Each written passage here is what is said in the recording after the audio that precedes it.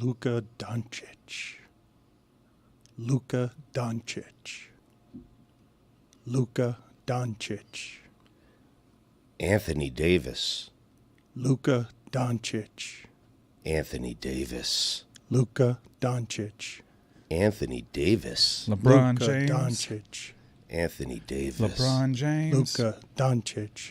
Anthony LeBron Davis. James. Luka Doncic. Anthony Zach Davis. LaVine. Luka LeBron Doncic. James. Anthony Zach Davis. LaVine. Luka Doncic. LeBron James. Anthony Davis. Luka Doncic. LeBron James. Anthony Luka Davis. Doncic. LeBron James. Luka Doncic. Anthony Zach Davis. LaVine. LeBron Luka James. Doncic. De'Aaron Fox. Anthony Davis. LeBron Luka James. Doncic. Anthony Zach Davis. LaVine. LeBron James. De'Aaron Luka Fox. Doncic. Anthony Davis. LeBron James. Luka Doncic. Anthony Davis. Luka Doncic. Kevin Herter. Zach Anthony LaVine. Davis. LeBron James. De'Aaron Luka Fox. Doncic. LeBron James. Anthony Davis. Luka Kevin De'Aaron Herter. Fox. LeBron Zach James. LaVine. Anthony Davis. LeBron James. Kevin Herter. Luka Boobs at the Doncic. Grammys. Anthony Davis. LeBron James. Luka Doncic. LeBron James. Carter Anthony Verhaeghe hat trick. Davis. LeBron Boobs at the James. Grammys. Luka Doncic. Anthony Tariffs. Davis. Luka Doncic. Miko Rantanen. Tariffs. Luka Doncic. PFBI Anthony Gala. Davis. Tariffs. Luka Doncic. Anthony Hidalgo. Davis. Luka Doncic. Mo Bamba. Tariffs. Luka Doncic. LeBron James. Anthony Davis. Luka Doncic. LeBron James. Boobs De'Aaron at the Fox. Grammys. Anthony Luka Davis. Doncic. LeBron Tony James. D'Angelo. Luka Doncic. Anthony Davis. LeBron Luka James. Doncic. Anthony Duke Davis. UNC. LeBron James. Luka Doncic. Jaden Smith's house. Luka Bulls Doncic. Anthony Davis. Miami men's basketball won?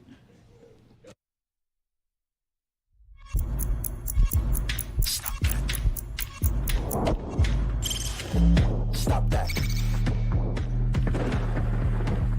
Stop that. Stop that. I hear him chat to the noise, move too quick, can't stop for the talking. I hear him chat with the walking.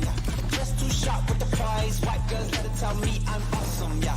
Hot like fire on the pan. If you wanna touch my please use caution. Cold like 0 degrees. I'm out the cage, gotta let out the beast. Revolutionary, gotta let out the streets. Locked in a cage, I'ma let out the sheets. We came for war, man, forget my peace. We take the west side, take on the east. I'ma put them in the cage, never let out the. Yeah, I hear him chat to the noise, move too quick, can't stop for the talking. I hear him chat with the boys, not so tough, but mans keep walking, yeah. Just too sharp with the prize. White girls, let it tell me I'm awesome, yeah. Hot like fire on the pan. If you wanna touch my please use caution. Stop that. Stop that. We're just receiving word of a massive trade in the NBA. The Lakers have traded Anthony Davis to the Dallas Mavericks in exchange for Luka Doncic. What? In a 3-team deal. This is the holy grail, okay, and the only kind of thing that can knock off Kansas City Chiefs three-peat Super Bowl. Baseball used to be able to do this. Baseball cannot do this. Baseball used to own the transaction. Yeah. The transaction now belongs to basketball. And I hadn't realized until this trade, oh, holy God, we're going into Super Bowl week, and the trade deadline is at the same time. That hasn't happened before. It's because the regular season is longer? Is that why that's happening? Like, these two things don't happen at the same time, and we're going to have them happening at the same time. And it starts with the reason this is the Holy Grail, Stugotz, isn't just that it's stars and shocking, okay? Because that would make it enough to be like, oh, my God, everyone in sports is going to be clucking about this. But it's also these two things that you don't get to have all the time. Possible malpractice, like where we can all go to the Dallas GM, who many of us learned his name. Like, whoa, is that just straight incompetence? So there's that. Right. And then this is what makes it the Holy Grail, right here, what I'm about to say. Fishy. Fishy. Fishy. When I throw fishy in the mix. People love fishy. Oh, my God. Yes, they do. Oh, my God. Yes. So it's not just stars shocking. What do you mean Luka's being traded? Oh, look, I'm used to athlete divas, so I get, wait a minute, just out of shape and won't play defense? No, you give him the Supermax, idiot. He's one of the most historic players ever. He's 25 years old. This player never gets traded. And when I walk into the room today and I'm like, give me worst trades in basketball history, everyone's got an opinion, and it's immediately this. This is the worst trade in NBA history. Everyone's got that opinion, except for Charles Barkley. We'll get to him in a second. But, man, oh, man, to see the last 15 years transact into this, where you realize that the damage done on LeBron James is, good Lord, do we make Anthony Davis a peasant for serving him the last few years? That's a great player that everyone mocks today. Like, that player's usually not available at 32 years old unless he's disgruntled. He's been available twice. I know, but I'm saying when you look at what You mean like historically? Fitness-wise? Well, that's the thing, right? Yeah. Everyone's mocking him about the fact that in the last 4 years, he's only played 76 or 60 games once, and it was last year. Right. Yeah. But he's also shot 26% from three since the bubble. Like, that's crazy. That's worse than the league stuff. Like, that's a lot worse than Russell Westbrook. But people are devaluing what that player is. And I got a bunch of sound I want to play for you here. But what other elements do I need to put in this story for it to be the seismic thing that shakes the Super Bowl and now leads us into the trade deadline? And what was already, for me, used to be a miserable week because it was just the Super Bowl. But you throw the trade deadline in the mix. Oh, wow. Yeah. Little bonus, little gravy on top. How about that? The NBA wins a weekend. I mean, although they would not have won that weekend if Titans-Jags played yesterday. I'm telling you, if we had a single NFL game to talk about, I'm not certain we lead with this NBA trade. AFC, whatever, NFC 73, AFC 65. Okay, and we all agree. Time to get rid of all the exhibitions. It was a tug of war. I love the Pro Bowl games. Really? Take it back. It's fun. It's like when you get a good television crossover episode, you're like, oh, look, it's Baker Mayfield and Jackson Smith and Jigba like hanging out like they're friends. He's throwing dirt. He's throwing interceptions. He's throwing touchdowns. It's great. I love it. I was watching the Clash at Bowman Gray.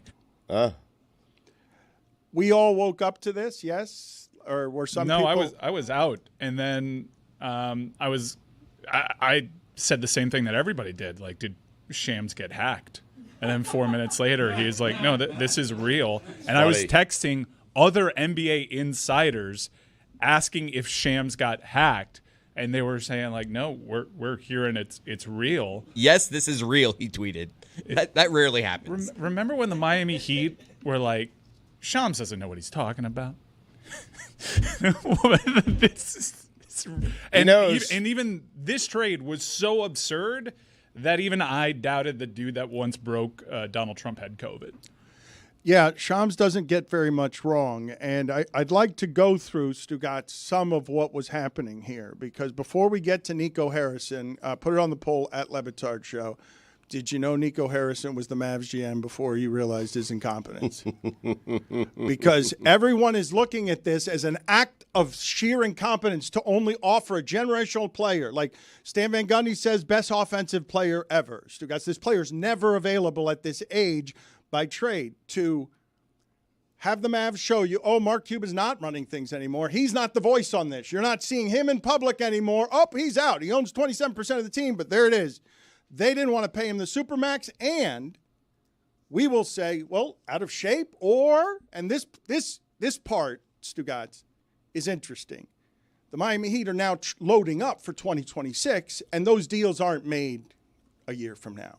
Like, those deals get made back channels, however it is that you make those deals on, okay, we're going to build a team around Luka in 2026, right? Like, wink, wink. Right. However it is that stuff happens in the corridors, like whatever it is that you think Pat Riley is doing right now is not just about Jimmy Butler, okay? It's about what do we have in 2026, and you can imagine the movement all around that, and everyone asking, how does that player go to the Lakers, right? Look, that's also extra fishy, as you have LeBron James saying he didn't know anything, and nobody believes that. Nobody. There's just That's no. funny. That could be. It must be very frustrating if it were factual for LeBron James. If it Yeah. were factual that he Right. didn't actually know anything. He knew. What I understand, Stugotz? Yep. Yes, no one disagrees with you.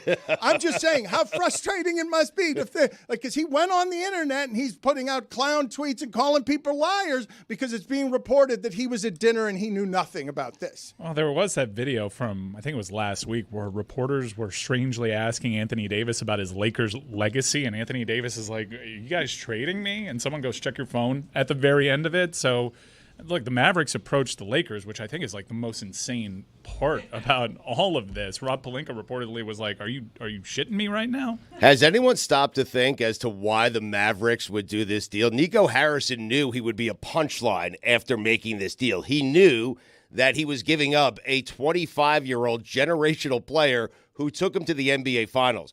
But why did he give him up? Why did he decide to choose to build around Kyrie Irving instead of Luka? Think about that for a second. Stugotz, everyone in this. Do you realize how rare it is for America as one? Sports fans, on behalf of we care about the transaction, for us to shout at the sky, "Dallas, you fools!" All of us together, a song into the sky. No, Mark Cuban runs for the shadows. He's been in the lights for how long? I don't want anything to do with this. Whoever it is that's running the Mavericks now, and go look at some of the past there, because you've got a lot of this hiding in the shadows in ownership, doesn't want to be associated with that gets the Supermax. So they have to get rid of it. But how do you do that? How do I form the argument? Because I'm going to try. How do I form the argument on why it is that Nico Harrison had to do it that way? As everyone says, why would you not shop him and just go all around the league? Because you'd get everyone in the league. Let's name them: Jokic, Wembanyama, Shai Gilgeous-Alexander, players you wouldn't trade for Luka Doncic. Every other team in the league is in play for this player, correct? Yeah, I'm guessing. I mean, did the Celtics trade Jason Tatum? I think so. I think so, yes. You think? You think Boston would be into getting like a white superstar? Yeah, I think Boston would be into that. 10 years of a white superstar. Because the other thing... Boston also likes guys who show up every night. I mean, you're sitting here slamming Anthony Davis, 70 games one time, last 7 years, I think it is, for Anthony Davis. 60 twice in the last 9 years or something like that. Luka doesn't play that much either. I mean, when's the last time you've seen Luka on a basketball court? Sue, I know you're asking a question, but the finals. People have had 48 hours to ask themselves why would Dallas do this? And Tim McMahon is reporting stuff.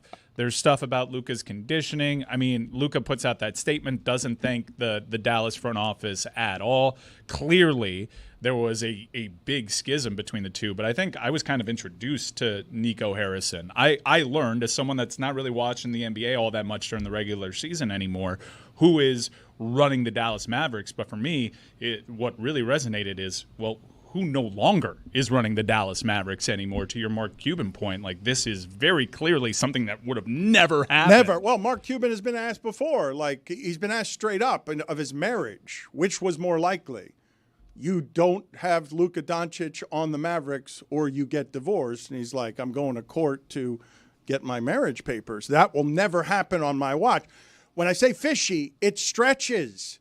Like, Mark Cuban got out, and we're all like, why would he get out? He loves that thing. Why would he get out? Mm-hmm. Because he thought value was highest, as he's talking now about buying Fox. Like, how do I get the money to buy Fox? Because I started with broadcast properties, and I've used up what I love about basketball. It was weird to have this happen anywhere around Mark Cuban's watch. I'm guessing he's ashamed that he owns 27% of that, of that having happened.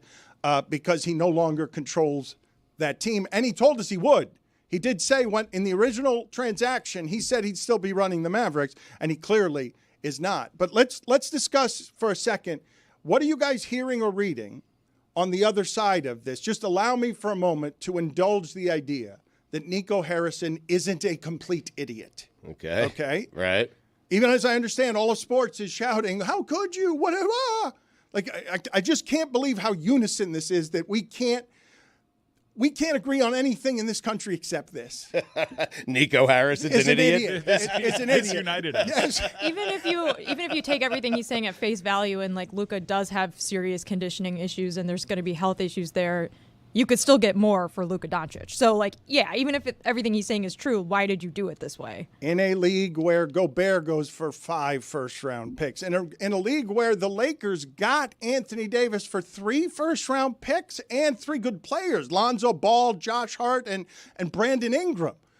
They got everything. This will always bring a halt. And, of course, if what I'm telling you is so, if the asset is I've got a historic international global icon superstar, 25 years old. You can have 10 years of him. It's a historic player. Stan Van Gundy says the best offensive player that there is. Mm-hmm. Or ever. I know you could disagree with that, but well, still. I do. But okay, you could disagree, and many people would, but I'm just saying you're talking about somebody who's in his prime and 25. The last time this became available, it was LeBron. LeBron says this is his favorite teammate ever. Like, this is his favorite player to watch ever, is what he says.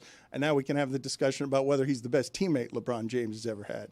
And I will insult Mike Ryan there. Well, he's not. No, because he's going to be teammates with Steph Curry soon. Right. Or on the Knicks. We're going to have that conversation too, aren't we? Everyone that is plugged into league circles think that this is basically the move before the move, and signs are pointing to LeBron going to Golden State. And it appears that Jimmy Butler's also playing ball with that by saying, I'm not going to sign an extension with Golden State, as he's apparently just willing to sign an extension with Phoenix. His best teammate ever is obviously Bronny, but we could talk about second best. Right. Dallas should have pushed it. They should have said, we want Bronny back. Indulge me for a second as I ask you this question, because why does it have to just be that question? Why does it have to just be Lakers? If we're all assuming you could have done better than just Anthony Davis and a first-round pick, when Paul George goes for however many first-round picks. What was it, 6 first-round picks? Is it possible that because you know that the moment Luka knows that you're doing this, that you're robbing him of $100 million? He can no longer get the Supermax. Nico Harrison was in front of people saying yesterday he probably doesn't want to talk to me because he was just cost $100 million by a franchise. When it comes to loyalty in sports, and Kevin Durant was saying this yesterday, he was saying, man, you guys require it of us, but when it comes to the teams, that's cold. Like that guy had a relationship with that team, and you blindside him in the age of power, and you take $100 million from him? So, indulge me. He can't have the information guys knowing this. He cannot have people knowing that Luka is available a year and a half out, because then the dealing will start right then for how it is that Miami gets into the mix and all the other suitors get into the mix. And then it becomes a business decision that Luka's making instead of one that Dallas is making. And there is the fight. Like, there's the fight of 15 years of this stuff where the player power, they just stripped him of it at the end. He had a relationship. Oh, you're not going to do Dame Lillard to us? We're not going to wait for you to become a free agent or fat, and we're not going to let you make a mess of this. There has to be some logical reason why Nico Harrison would choose this route, because if there isn't, it's malpractice. Well, he said defense wins championships. Yep. That was part of his reasoning. Mm-hmm. Well, I could see how. Well, no, I can't. They're not better without Luka, but they're not a bad team. They made it to the finals last year. They're like, even with this trade, I like their whole plan of, hey, let's just get LeBron's co-stars maybe a couple of years after their prime and see what kind of run that we can go on. But Dallas is still going to be competitive. But offensively, they've gotten worse. No doubt. They just lost Luka Doncic. They made it to the finals because Luka Doncic was really good. Okay, but one of the things that exasperates me, you guys tell me if you guys have been thinking or hearing about this at all. Because I get enticed and delighted by the idea of LeBron and Luka playing together as well. Worst defensive team in the league as soon as he steps on the court. Mm-hmm. Without Anthony Davis? Are you kidding me? Are you like they're talking about Vucevic's and Jerkic's and who's and Valanciunas, and what they need to get is Robert Williams, because that is going to be with JJ Redick as coach. Like Caruso's not there anymore. They don't have an ability to guard anybody, and now they just added the worst defensive player in the league. Nobody cares about this because it's just stars, noise, intrigue, fishy, malpractice. But here is Charles Barkley, and I happen to agree with him. If Anthony Davis plays, he's really good, and he's somebody that's going to make he'll make the Mavericks better than the Rockets. OKC, they're my favorite to win this thing, but man, the Dallas Mavericks, they might have just became the second best team in the Western Conference because the jury is still out. I think Denver needs to make a trade because they need to get some bench help. The Rockets are so young. I'm not going to take the Rockets beating the Mavs in a 7-game series. The Memphis Grizzlies, I like their team, but man, Dallas, this is going to be a very fun thing to. He's the only one saying that, right? I think so, yeah, that Dallas, he's not saying they got the better end of the trade, but for the immediate future, he's saying Dallas has a legitimate shot of getting back to the NBA Finals. It really can't be Nico Harrison's an idiot, right?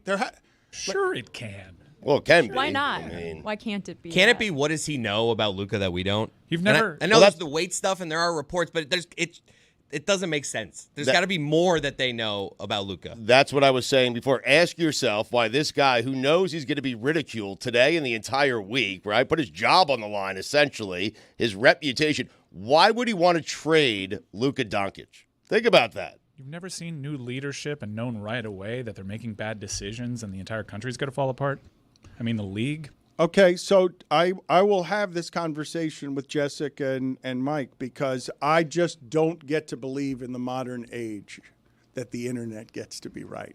Howling in unison on a single thing, united on a single thing. It's not the internet. Not, yeah, it's like Zach Lowe. It's like all the NBA reporters. No, but I'm just saying the internet. I'm saying consensus can be right a majority of the time. time. I'm not just reading like NBA meme reactions, Dan. This is not Legion hoops here. I'm saying NBA Centel. Everybody. I'm saying everybody. When I say the internet, I mean all of us. That's what I mean. We usually when it's like that overwhelming, I haven't done the breakdown on majority consensus. But usually, if in a time where it's hard to get consensus, usually that majority is right. Okay, so if that's the case, you were the only person in the world saying Wemby was going to be a bust. There was consensus on the other side of basketball from the internet yelling at you that Wemby was not going to be a bust. And you were relying on he's going to break. And now De'Aaron Fox is going to be better than he's ever been. Yeah, but I was also saying Wemby's unfair. So I staked out every take. Okay. And he is super unfair. Yep. And he's ruined the league. And we all know this now. Who are the players, Stugotz, that Dallas could have called? And they're untouchable. The answer's no. You go to Denver, the answer's no. Minnesota probably. Do you think Minnesota says Anthony Edwards? Yeah. They've got ownership. They say no. They've got ownership issues as well. They say no, you think? I think they stay with Edwards, yes. Okay, because Anthony Edwards, offensively, Anthony Edwards is not as good a player as Luka is. Like, that's not He's there every night, though. I mean, he is. He plays every night. Okay. Guy loves basketball. Guy's in shape. Okay, but Minnesota fell back now that they don't have Cat anymore, and he's got to take a bunch of threes, and he's pretty unhappy there as he sees them slide behind the others. So I'm saying that maybe it's Giannis. Maybe Giannis, but I'm really not sure. Oh, I think the Bucks say no. You would have who says no? Man, I've been waiting for this game for 20 years. Well, but Stugotz, everybody was playing it this weekend. I know. I think San Antonio says no, obviously, right? But my point is the bidding war is between 27 teams. What do you want? Yes, of course, we got a shortcut to the finals if we have one guy. Well, you were saying that you have to do this in the shadows because you don't want it to be known, because then if it's known by Luka, he gets to exact power over the situation. No, I don't think so. I don't think so. He has to play for another full season after this for that team. So his threat of I'm not going to extend with you. Okay, if I'm a contender, I do that right now, especially say this is a scenario in which Los Angeles keeps LeBron James. He's 40 years old. I got basically a one-season window to make this work. It's only going to cost me Anthony Davis and a first-round pick. I imagine if you sound the klaxon and let everybody know, you're probably doing your franchise a disservice by keeping this as covert as you did and only reaching out to reportedly 2 teams. Can you tell me more about the klaxon, please, and the sounding of the klaxon? Because I'm not familiar with this as an instrument. It's the first I'm hearing of it. He was an old guard for the Warriors. The thing that I'm asking you, because, okay, I'll grant you, consensus is totally right. Nico Harrison is just a fool. He doesn't know how to do his job. He just bumbled and accidentally traded an asset. The job is to get maximum value for the job. The job is to get maximum value out of your assets. According to Charles, he did. Okay, so here's what I'm talking about consensus. It's easy. Like, they're going to be outliers, and they're going to be far more memorable because you're going to be able to say, well, everyone thought so-and-so was going to be a bust, but it ended up being a good pick. And I remember it because it was against the odds. If you've ever played in a fantasy league and you add a new member and everyone knows this guy's a sucker, he's going to make terrible trades, that person usually sucks in your fantasy league. I'm telling you, it hits like 99% of the time. You know the sucker in your fantasy league the second he makes his first move. Okay, and so my question to you is, what would make this person whose job it is the top of a sports organization to maximize asset value call only one person to not create a leveraging negotiation in any way? What would be such a strong power that would make this person risk the foolishness of this and just the incompetence of it becoming public where we all can see that is not the correct way to do that, if not for he's out there as a mask for the organization on whatever it is here that is worse than we know, which is every basketball person I've reached out to this weekend, and a lot of them who know things, they're like, that doesn't make any sense. There's something else going on here. Like, there has to be something else before the explanation and after the explanation. What would be the explanation for why Nico Harrison would do this? Because I think you have to keep it quiet becomes such a strong impulse that it's the only way we get to the shock and awe of, wait a minute, in the information age, you just surprised us with a monster where we're questioning Shams' credibility. I mean, it's possible that there's stuff that hasn't been reported yet, but I don't think we can jump to those conclusions without knowing any of that. All we have right now is his explanation for it and a lot of the analysis on it, which, yeah, Anthony Davis is a better player than I think people are giving him credit for, and he's played a lot more games than I think he's getting credit for over the last 3 seasons. But and Luka Doncic is obviously an amazing top 5 player in the league, but it still doesn't really make a lot of sense that it happened now and in this way. I do believe Anthony Davis is getting slandered here and has been for a while, and it's because of the reason you guys say, which is that 7-foot body doesn't hold up. It starts to break all over the place. Be tougher, be stronger. Luka doesn't play that much either.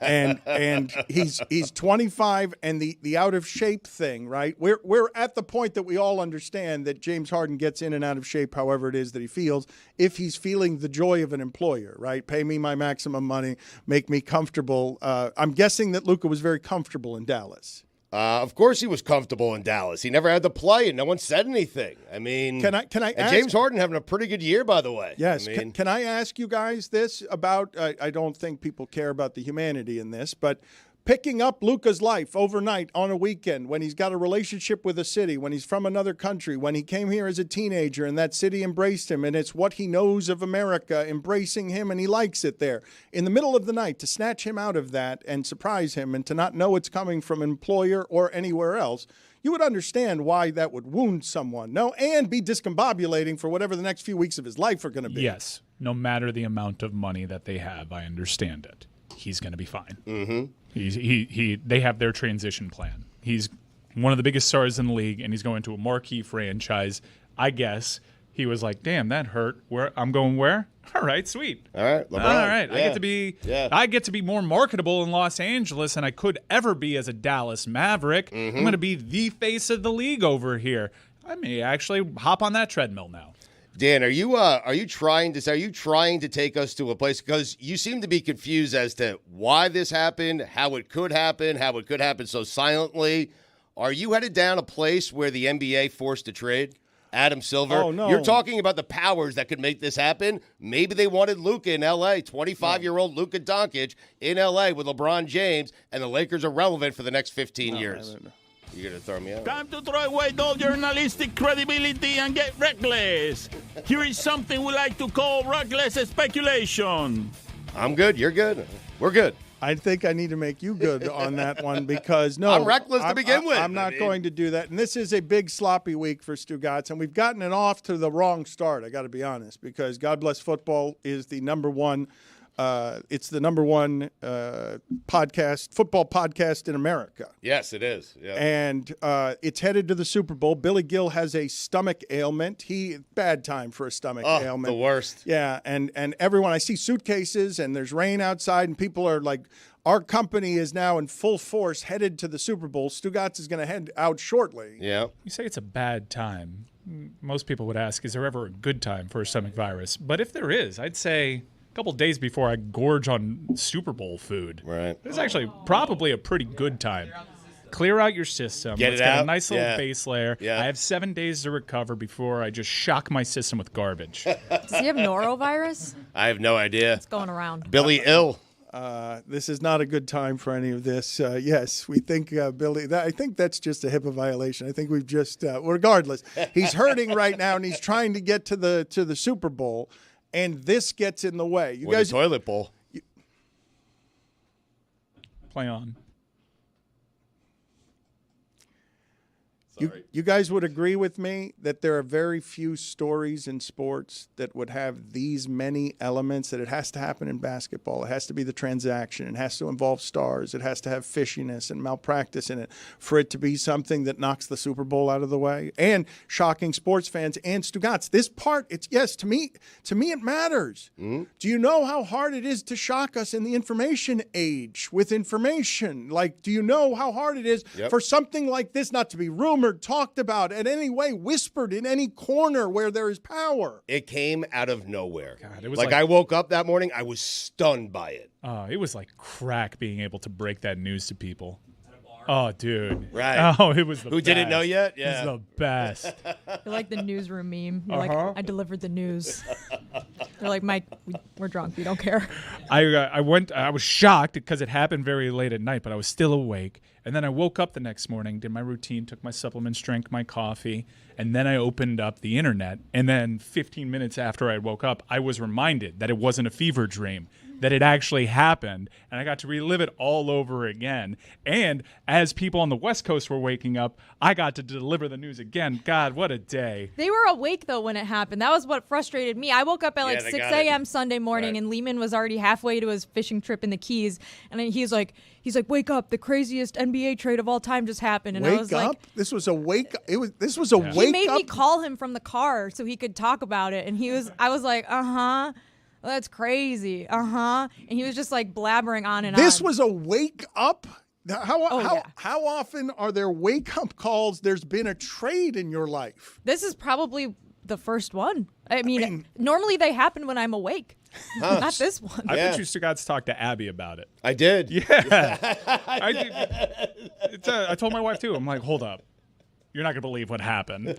She doesn't understand any of the players. She didn't care at all. She didn't really care, but it's just like, you don't understand. Chris? I wish you did so I can contextualize how massive this is. What was your experience with this, Chris? Did you wake up groggy? Did you smell of beer? Did you learn the news? Well, that's every morning. I, like Mike, woke up in the morning, and I had seen it late at night, but I was like, I had this like foggy feeling of like, that was a dream? That happened? That actually happened. And I went back to Twitter. I was like, holy shit. Because it felt like a dream trade. Like that. Wait, no way that. I'll tell you what happened to Anthony me. Davis. I will tell you. I grabbed the iPad and I'm headed to the bathroom, groggy at whatever hour it is. And when I come upon the story, it's there on ESPN. I look at it and I'm like, the internet's fooling me again. And I close my laptop because when those lights get in my eyes, it'll keep me up. And I just went back to sleep saying, this is clearly fake. I'm not going to fool for this, nor am I going to adjust my eyesight enough to even go on the check to see if other people are talking about this. I'm going to see if I can get back to sleep. The iPad has replaced the newspaper as the thing you bring into the bathroom, huh? Put it on the poll Wow. at Le Batard Show. Has the iPad replaced the newspaper as the thing you bring into the bathroom? It's a sad day. How does that work? Do you like rest it on your thighs? I wasn't sitting down.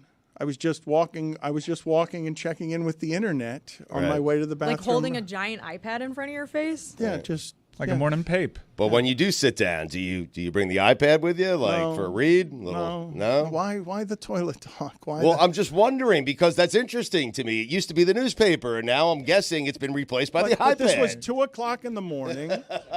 You shit with the iPad. Well, Dan, I do it. I share with my phone. It's fine. I share with my phone all the time. I know it's nothing. You're not proud to admit it, but it's a safe space. It's the best phone time. It all really is. All of a sudden, your knees are asleep. You guys have kids, and you have to sometimes hide from your kids in order to salvation. use the iPad. He's still denying it, Mike. I don't understand this. It has nothing to do with kids. Shitting and reading your phone and being on that toilet for 20 minutes. Glorious. It is, Yeah. quite honestly, the best of times. I disagree. I don't like it in there. I don't. Like, it's not for Elbows me. on the knees. No, I Everyone don't. loves their own brand a little bit. Look in, Elbows see on how the you're knees. doing. Are you okay? You guys don't sit like this. Now, sometimes I do. Roy, I did do, you and then I fix did my you own posture. care? Sometimes just right elbow, sometimes just left. Roy, did you care at all in any way about any of this? Yeah, I was at church when I found out, and I said, "Holy shit!" And people heard me and looked at me while in church. So, In church? yeah, it was that big of a deal. Wow, so you woke up and went all the way to church and you like didn't get any notifications on your phone. No. That's shocking in this day and age. No, I try to limit my notifications. Now on- I feel like for you, you're Roy. lying and you just wanted to get the holy shit joke off. And I I'm feel not like you lying. did see it before church. I You're did not literally see on it. Twitter It was right still now. a good joke. I mean, either way. I have a laptop. This was on my phone. Right, so Holy shit. So what's happening right now, Roy, is the general disbelief. The entire room does not believe that you could be off the devices for a couple I'm of writing hours. this down. What time is church? 8:30. All right. Okay, I can Okay, see. doable. I can see Yeah. that. If it was 10 a.m., you are a liar, my friend. Yeah, 8:30. That's I'll give it to you. Early 8:30. church. Yeah, what time did you wake up? Around 7. Okay, yeah, no, this makes sense. I'll give it Judges? to you. All right. Yeah, you gotta get plausible. Now Yeah. it's like a Got whole Princess hour Claire. that you probably might have like just get a little check, see the push no. notification. Do you, Yeah, do you get- poop in the morning? Let's see if you tweeted between 7 and 8 You always a.m. poop in the Right. morning? Every morning. And you don't check your phone? Not really. Well, no. you have a I'm green trying to get up text. out of there, man. You have a green Right, text. right. Joy, That has does nothing to do with track. it. You're in a You rush. know what? That Yeah. kind of helps. No, it does? Yeah, no, it does. Yeah, Well, the I phone wouldn't check slows my it phone. down. Yeah, I wouldn't check my phone if I had to try.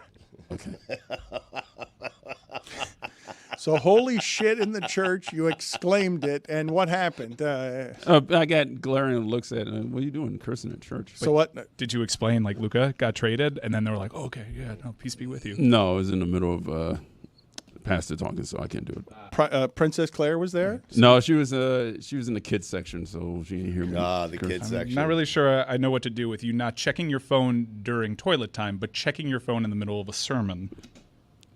It happens sometimes, Really? Yeah, sometimes, It say the same well, thing but- over but and it over. se- it Yeah, seems like same message. Yep. It seems like near the confessional booth, shouting "Holy shit" in church would also be something that would qualify as something akin to sin, would it not? But I guess, that's a Catholic thing, isn't it? Like, I don't know how that works. What so. is? The Communion? confessional? Oh, Confessional. confession. He yeah. said confessional. But forgive me, Father, for I have sinned. I checked my phone during the sermon and not when I was pooping. How does that work, though? Aren't you already saved? Like, all your sins have already been forgiven after you accept the deity of Christ? Yeah, after the whole baptism thing. Yeah. So then you're good. Yeah. I get asked for forgiveness every now and then, but yeah, I guess But I'm good. Baptism's why for do we- original sin, I thought. Okay, so It depends on the religion. Yeah.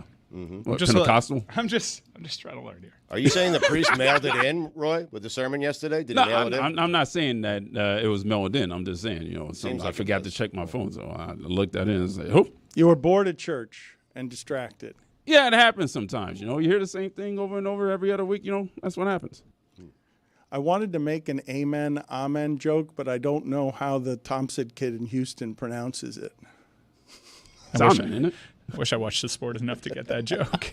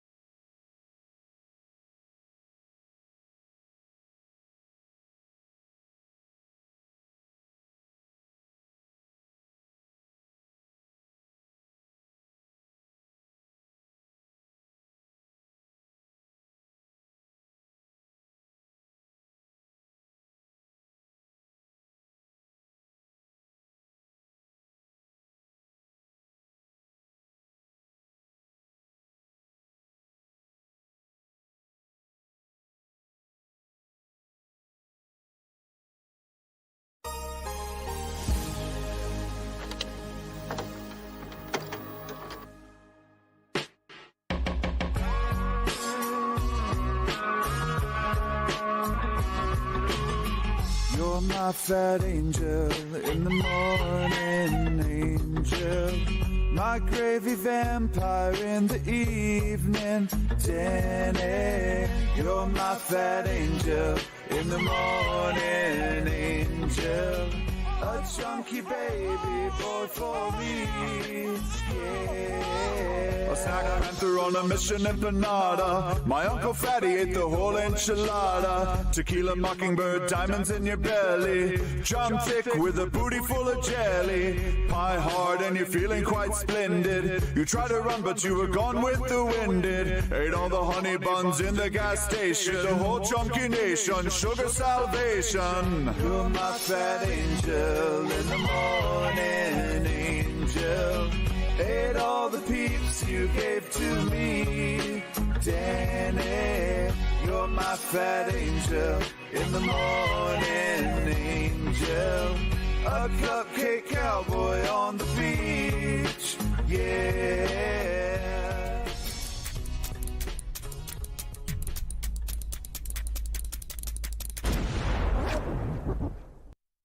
This episode of the Dan Le Batard Show with Stugotz is presented by DraftKings. DraftKings, the crown is yours. Let me entertain something that I had not considered, which is Jessica saying, no, she loves the Pro Bowl.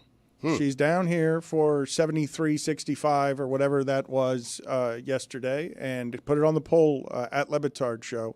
Are you a fan of the Pro Bowl? I thought I was of the opinion that when you're watching so many people not trying, that's not what people want today with their sport. So it can be fun, but I may be missing the mark on that one because I just assumed that the exhibition, we don't have the attention span anymore for games that don't have stakes. That unless you turn it into a giant party, a giant entertainment vehicle, right, we don't have the attention span anymore to sit around a television watching your exhibition games. It's not just the game, though. It's like all the different events. Like, they've made it very silly, and they're not taking it as seriously now. And I think it works because I think you're getting to see a lot of players' personalities. It's like, oh, and like, you know, I said earlier, it's like my Buccaneers friends are hanging out with my 49ers friends. Like, that's so cute. Everyone's having such a good time together. It's not sexy for a podcast, but can't it just be fine? It's fine. Right. It's good background television. You throw it on a Sunday. We don't have to talk about it. Do some errands around the house. It's on there. Peyton and Eli are being, oh, you're going to lose. No, you're going to lose. Come on, it's fun. I like that we're not complaining about it anymore. So I guess Dan just kind of. Well, no, it's an upgrade over what we had before because we're Dan not tried complaining. to cancel it like 20 minutes ago. I just canceled all exhibitions. I just thought we'd gone. Look. The NBA's got a problem with its exhibition because it was such a sacred thing once upon a time. And now this is something that I want to actually talk about, Stugotz, because Anthony Davis's reputation historically, him playing in this age, winning only one championship as kind of like a freak of nature, right on the cusp of, whoa, the sport changed right there. Guys that big shouldn't be able to play like that. Mm-hmm. For him to get dragged as less than, as you have to make an argument for why he's not overrated, whether the opinion of him, he's unreliable, he's not available, not tough enough, whatever. I'm tired of seeing some games where that guy goes 2 for 7 and I don't understand it. We're living in the age of the curmudgeon is shouting down from on high with the last of his or her media embers, usually his, shouting at sports. This guy's less than, I got to stay ahead of the internet. I got to stay ahead of people being cruel. I got to be funnier. And so Anthony Davis has maybe not a legendary career, but a Hall of Fame one, and will be viewed as less than, not just in this trade, but paling compared to LeBron. Gave him a fountain of youth, got LeBron to 40. Right, but that's on Anthony Davis because everyone can clearly see the talent. But it's on Anthony Davis as to why he will not be remembered in that regard. Okay, but he never plays. His body. It's not that he never plays, Stugotz. That's not fair, but I understand what you're doing, and you too are curmudgeon because during the break, it all leads me to this. Stugotz muttered under his breath. I know what he's doing. He stopped watching around the same time I did. No. Apparently he's playing now. It's wild. No, he plays more now. He played 76 games last year. The better way of saying is for now. Okay, he's playing now. For now, he is playing, but shortly he will not be playing. But we're not alone. Okay. The entire internet also stopped watching the same No, exact the time. last- we stopped the last- watching. Also, it doesn't help that he didn't play Saturday night against the Knicks, but that was more of an anomaly recently. While LeBron James is getting a triple-double in Madison Square Garden to Stugotz's beloved Knicks, who play unevenly at home sometimes in games like that one. Yeah. Stugotz, during the break, because the curmudgeons still have the microphones. They have a death grip on the microphones. Stugotz, during the break, actually said, this, spit it under his breath, wish I had it in the first segment. Not lying about any of this. Big nothing trade. I mean, it is. Big nothing trade between two teams that aren't going to do anything. Yeah. And I don't want him, and the Knicks don't want him. I wouldn't want any of those players. And then he called Luka a big fat person. I mean, it's a team that's 28-19 in the Lakers. It's a team in Dallas that's not actually a little bit worse. They're 26-24, whatever. They're on the outside looking in terms of the playoffs. This is a nothing trade. It's big names. I understand why it's news. It's a nothing trade. The Lakers are not winning an NBA title anytime soon. The Mavericks are not winning an NBA title anytime soon. In fact, I would tell you the bigger trade made yesterday in the NBA was the one that got the Spurs De'Aaron Fox. You want to know why? That team might win all the championships soon. Every one of them. That's not a terrible point, but not this year's. We're talking about now. You can't make a really bad point and then make a good point, and we forget the really bad point. Doing it my entire life. I mean, I will not stand for this. Jessica just unlocked the code right in front of everybody. You undid the Rubik's Cube and showed them. Yes, that's exactly. He tried to distract us at the end with a moderately less bad take. Prestige. this is not a trade that lands you Kareem Abdul-Jabbar. This is not getting Moses Malone if you're Dr. J and the Sixers, the missing piece, and then they went faux. This is not that. Right. This is a trade again with two middling teams and two superstars who barely play. Roy, can you help me with something, please? Because Nothing. I believe that in 2025, I'm not sure about this. I asked genuinely.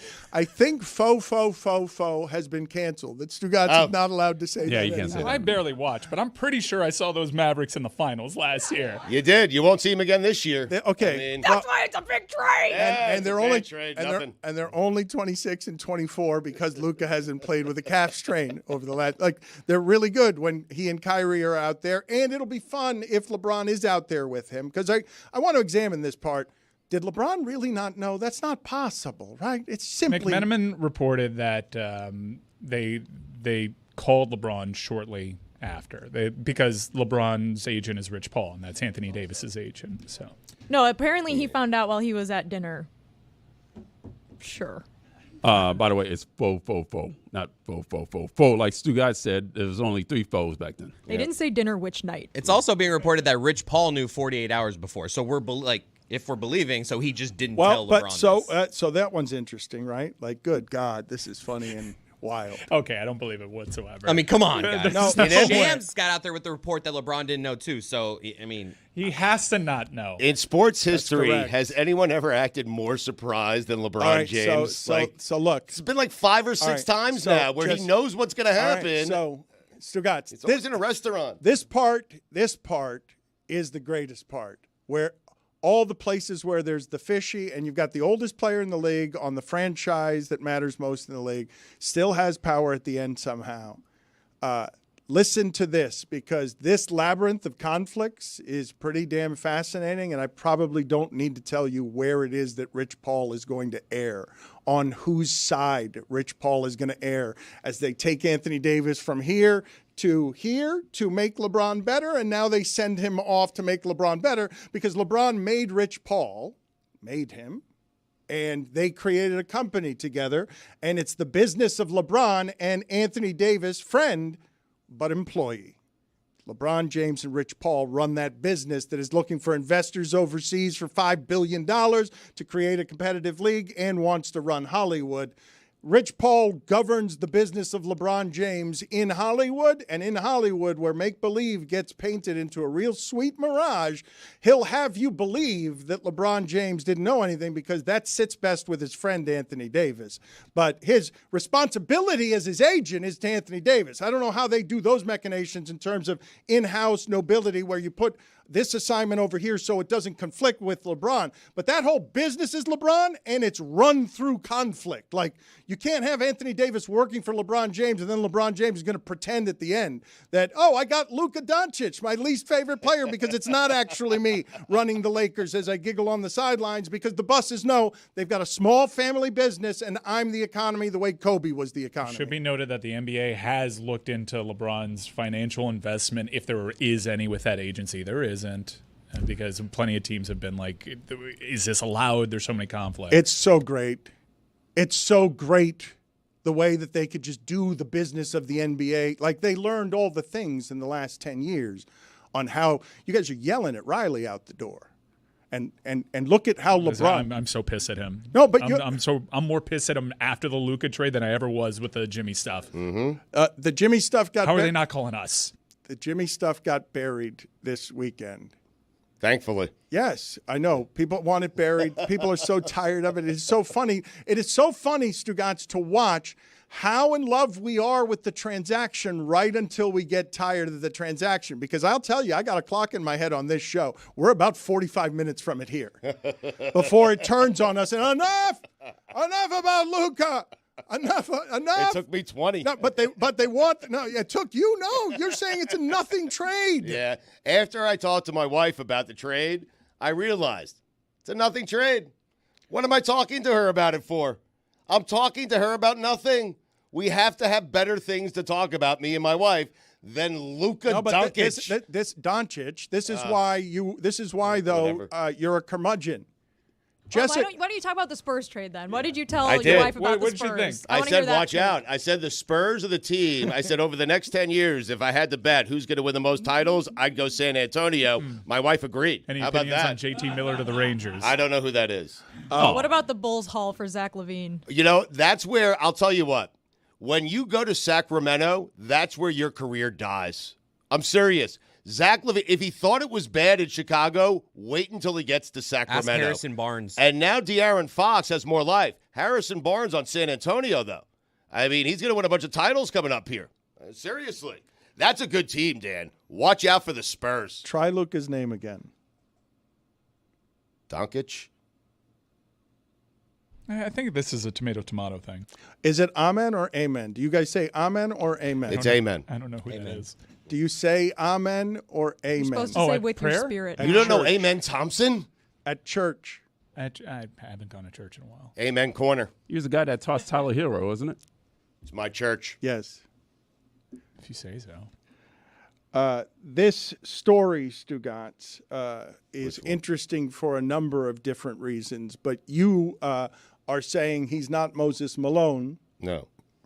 And so you're reciting a number of different names at me that are historic, but you understand if this person stays healthy and continues to play like this in his prime, Right.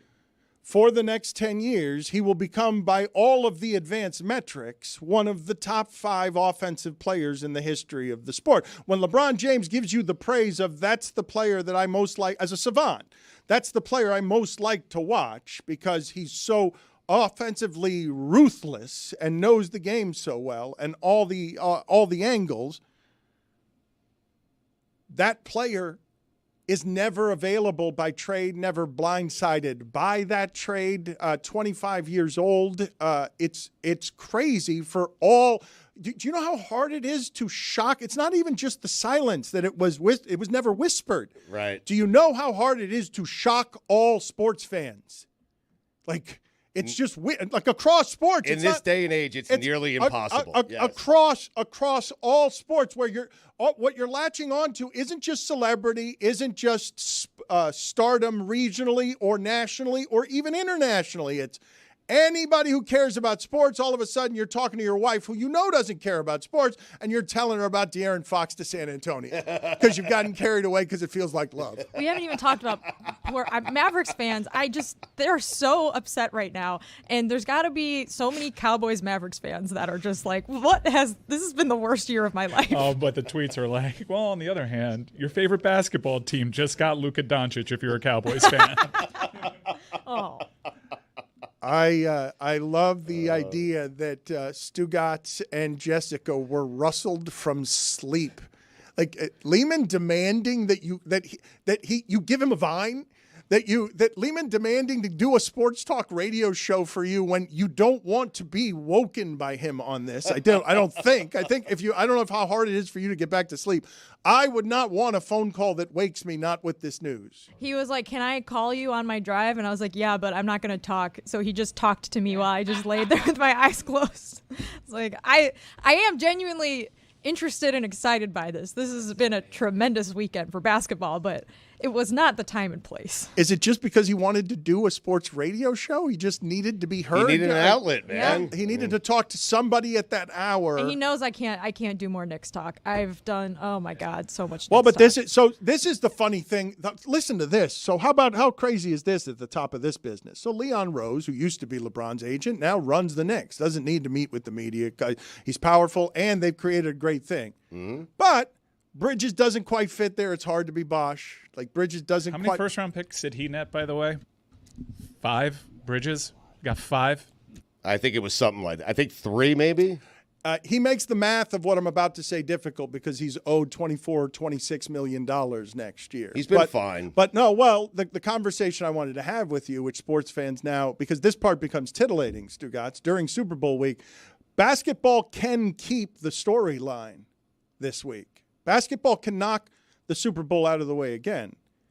What's LeBron doing? Like what he I know what's being reported, and I know that his contract says that he's got the choice on being a free agent next year or not.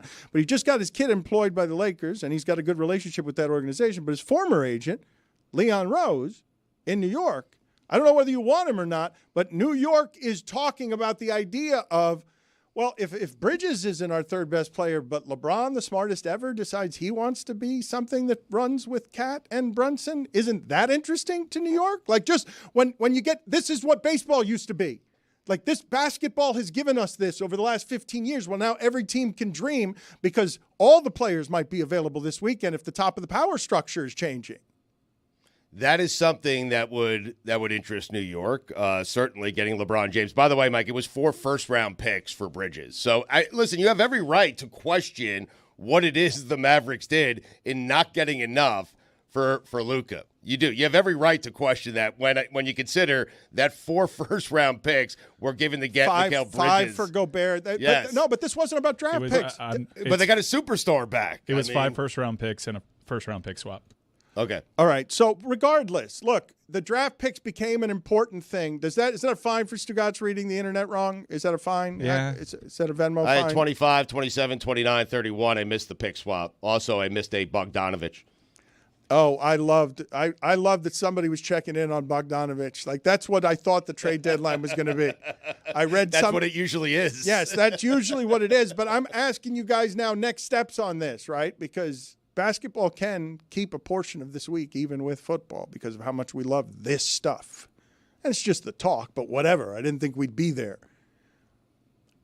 LeBron, next moves. We're all assuming that he's handing the team over to Luka for the next 10 years, is going to gracefully go out in Los Angeles. Correct, but now Golden State is out on Jimmy Butler because Jimmy Butler says he doesn't want to go there.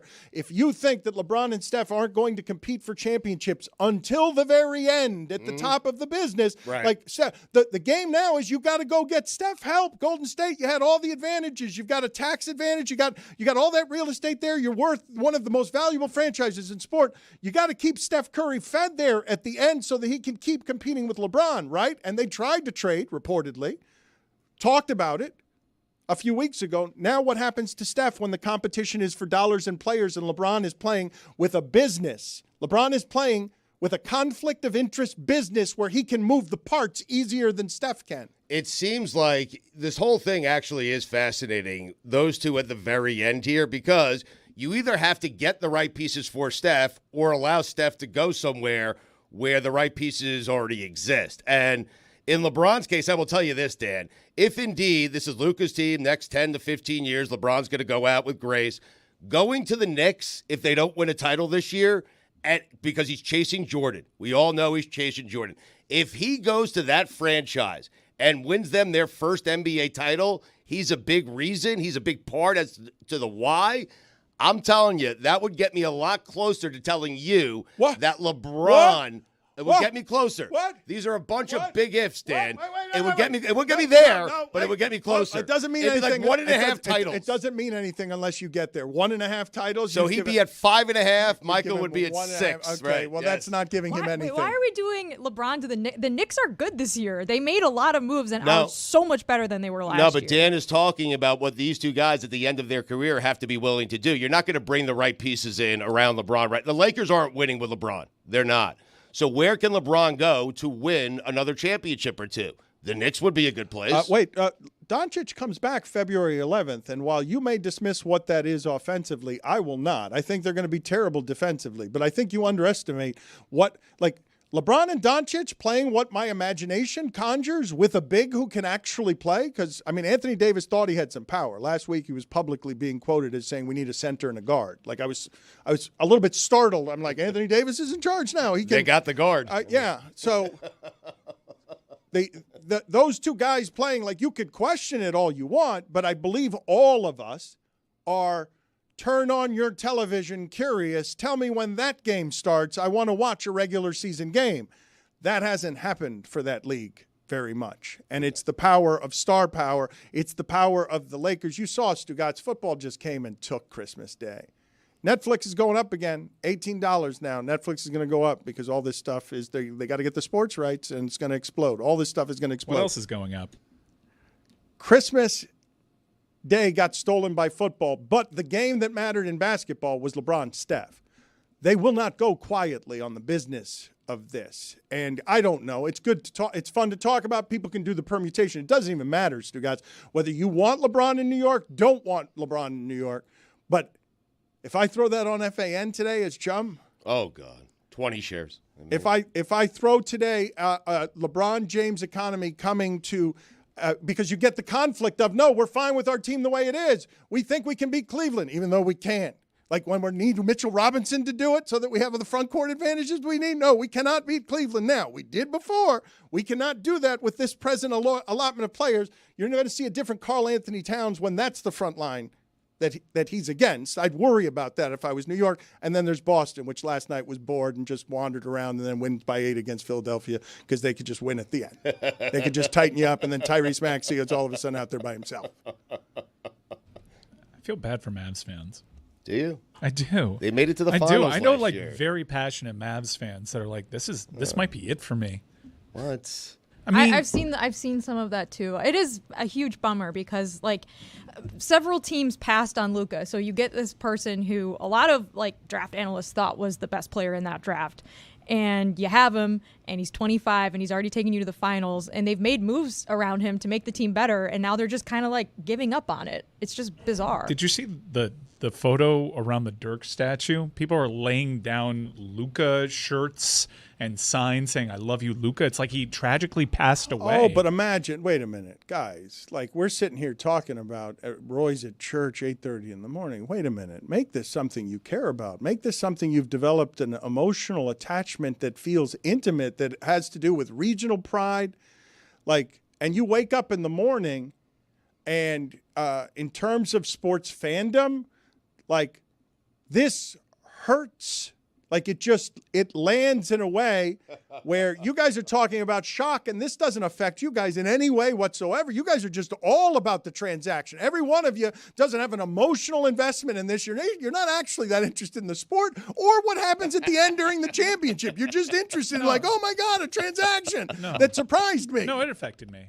I thought Agent Goran was going to get Luka here in 2 years, so now that's another plan that's blown up. Right. Okay. So yes, that was the plan. The plan, as far as I love people reporting that. Hey guys, they want Luka in 2 years. The Miami Heat might be posturing to get one of the best players in the NBA with cap room. Tell me your source. I'm wondering, what is a GM's responsibility to an organization in terms of how far to look ahead? I want to play a clip here of Nico Harrison at the press conference talking about timeline. And he's basically just like, 10 years from now, I'm not worried about that. I might not be here. I'm worried about 3 or 4 years. Let's play this clip here. Well, I think the long term is the time frame. I think he fits our time frame. If you pair him with Kyrie and the rest of the guys, he fits right along with our time frame to win now and win in the future. And the future to me is 3-4 years from now. The future, 10 years from now, I don't know. I don't think they probably bury me and Jay by then, or we bury ourselves. Like, Jason Kidd looks so awkward the entire press conference. Oh, man. What is it like? Is he right there? Is it okay for a GM to just be like, I'm thinking 4 years ahead and that's it because I might not be here after that? Mike, who was that? What, the guy that was not at all shocked? Yeah. I think it was Doug Funny's neighbor. Hi, Doug. Can I hear the nervous chuckle at the end of that? Because I want you guys to hear what it sounds like when a man is drowning in public and coming up for air, and nothing is funny right now because what he feels is the pressure and 1,000 weights on his neck of everyone's laughing at me. I've got to come out here and defend something that would appear to everybody as indefensible. I'm going to bring Jason Kidd out here. I don't know if you know what my relationship is with Jason Kidd, but you will find out about it when I turn to him for some comfort here, and I do not get it, and I nervously chuckle alone. 10 years from now, I don't know. I don't think they probably bury me and Jay by then, or we bury ourselves. Yes. He literally, Jason Kidd looks down and shakes his head when he's saying we won't be here. He won't. You remember when everyone knew that it was dicey headed into an offseason, letting Shohei Ohtani hit free agency, but everyone kind of understood you don't want to be the GM that trades Shohei Ohtani. This guy's the GM that traded Luka Doncic. There are any number of bad trades that I want to go through with you guys because in the history of this sport, I'm a little jarred to have everyone assess this one as the worst ever before anything's actually happened. You understand that this is a little startling. When I ask what are the worst ever, and I get Gobert, I get Paul George, because of what Oklahoma City has become when you can become cheap, lock up your guys by getting rid of a Paul George. In baseball, it's Babe Ruth and Miguel Cabrera, correct? Those are the two? We've had one in this market, Miguel Cabrera and Babe Ruth. His podcast network. And are you guys in agreement with me on the fact that I can't knock football off the week? It's nice to have it on a weekend where it's gone, trust me. But with a transaction, in any of the other sports, there aren't names I can give you from baseball or hockey or anywhere else that will grab all not even hockey. Connor McDavid's been traded. No, Sidney Crosby's been rumored, but that won't do it because it's hockey. There's no such thing. This is the birth of the last 15 years. Maybe Judge. Judge. I don't think Lewis so. Hamilton, maybe. Ferrari. Maybe. That was a big one. I don't think Aaron Judge, man. I don't, but okay. You're probably right. There's like 2 or 3 names in baseball that might steal some attention. That's not the same. Might steal some attention is not what from the Super Bowl. Holy shit in church at 8:30, and all of you looking at Roy and saying, "How could you get to that news so late? 8:30 in the morning, you idiot, you fool!" Like we just know Roy's Twitter. But that wouldn't happen with Aaron Judge. Holy shit in church should be our new standard. Yes. If you say holy shit in church, yes. Not I. If Roy says holy shit out loud in church. No, but his priorities are all skewed. Yeah, because then hockey's definitely in play. Yeah. Quinn Hughes to the Devils. That's true. Oh, that's a holy shit. That's a holy shit. Yeah, that is a holy shit. Yeah, he cares too much. He wanted you to say holy shit. Yeah, he cares too much. He's a bad. Yeah, I'm a bad example. Yeah, you can't be trusted here. I'm sorry. The point that Radko Gudas to the Preds. No. I'm just feeling it out. You tell me where the lines are, pal. I don't want to do this. Thank you, though, for offering it. It's not something that I'd like to do here. It was an opportunity to say Radko Gudas. I know. You're going to keep doing it, and I want to dissuade you. You're going to keep doing this until you finally get another holy shit out of Roy when I don't want one because it's not holy shit worthy. Panarin to the Wild. The bread man. That is a Okay, but that doesn't help me. I'm sorry. I know, but I apologize, Dan. It's The just bread man. It's no holy shit. He's not going to play your game. He's going to give you an honest answer. My larger point being that if I'm in Dallas today and I care about my sports team and like this is can we talk some about regional prides and regional sports identities? Okay. The Dallas Cowboys have been a laughingstock. Dallas would like to be very good at football. They've been a laughingstock for a while. For however easy you guys think it is to win championships, Mark Cuban and the Mavs winning championships in that market made Dirk Nowitzki, for example, have a relationship with that city unlike any that you will find outside of football, usually. Maybe with a Nolan Ryan type here or there, but that's a bygone age. We're talking about a kid who came to this country, and the people of Dallas feel like they know him a lot better than we do, right? He's guarded in the media. Second language makes it tough. But he's become an international superstar, and Dallas feels like it knows him. Dallas gets all those local interviews where he's being cute, sees his rise, sees that he's the same person now that he was when he was 20, and falls in love with somebody who brings them the joy of, holy shit, I'm getting to watch mastery, genius at its youngest age, in its prime. Everyone knows this is the best that sports gets. I have this relationship with this man. I feel like I know him. And in the middle of the night, you've sent him away. Why is that? Or how would that feel any different than your team packing moving trucks in the middle of the night? Like, tell me how it would feel any different. It's the team and it's gone, but it feels like the team just left, even if Anthony Davis is really good. Like, those people wake up in the morning, it's stunned and it hurts. Like, it hurt. It's an emotional thing. It's not often the depths like where the shock that you feel when a player you care about, you learn he's sick or he dies. But in terms of the sports feelings of this is the thing that hurts the most. Like, wait a minute. Oh, this is all business. This isn't about, there ain't anything here for me or loyalty or anything else. When Mike says it would get me out on the sport, yeah, that's Miguel Cabrera being traded was the first of many like that got a lot of people in South Florida out on a sport that they love. When they made that trade, though, the Marlins with Cabrera, what they got back was Burke Badenhop. I mean, that's the hopper. That's who they got back. I mean, they got Anthony Davis back, and Charles Barkley likes to trade. Like, Mavs fans need to get over it. They got Andrew Miller and Cameron Maybin, who at least were young prospects. Yeah. You at least see the math of, okay, a guy that's leaving, younger, good prospects. This is just like an old guy, you got 2 years with him, and that's it. Man.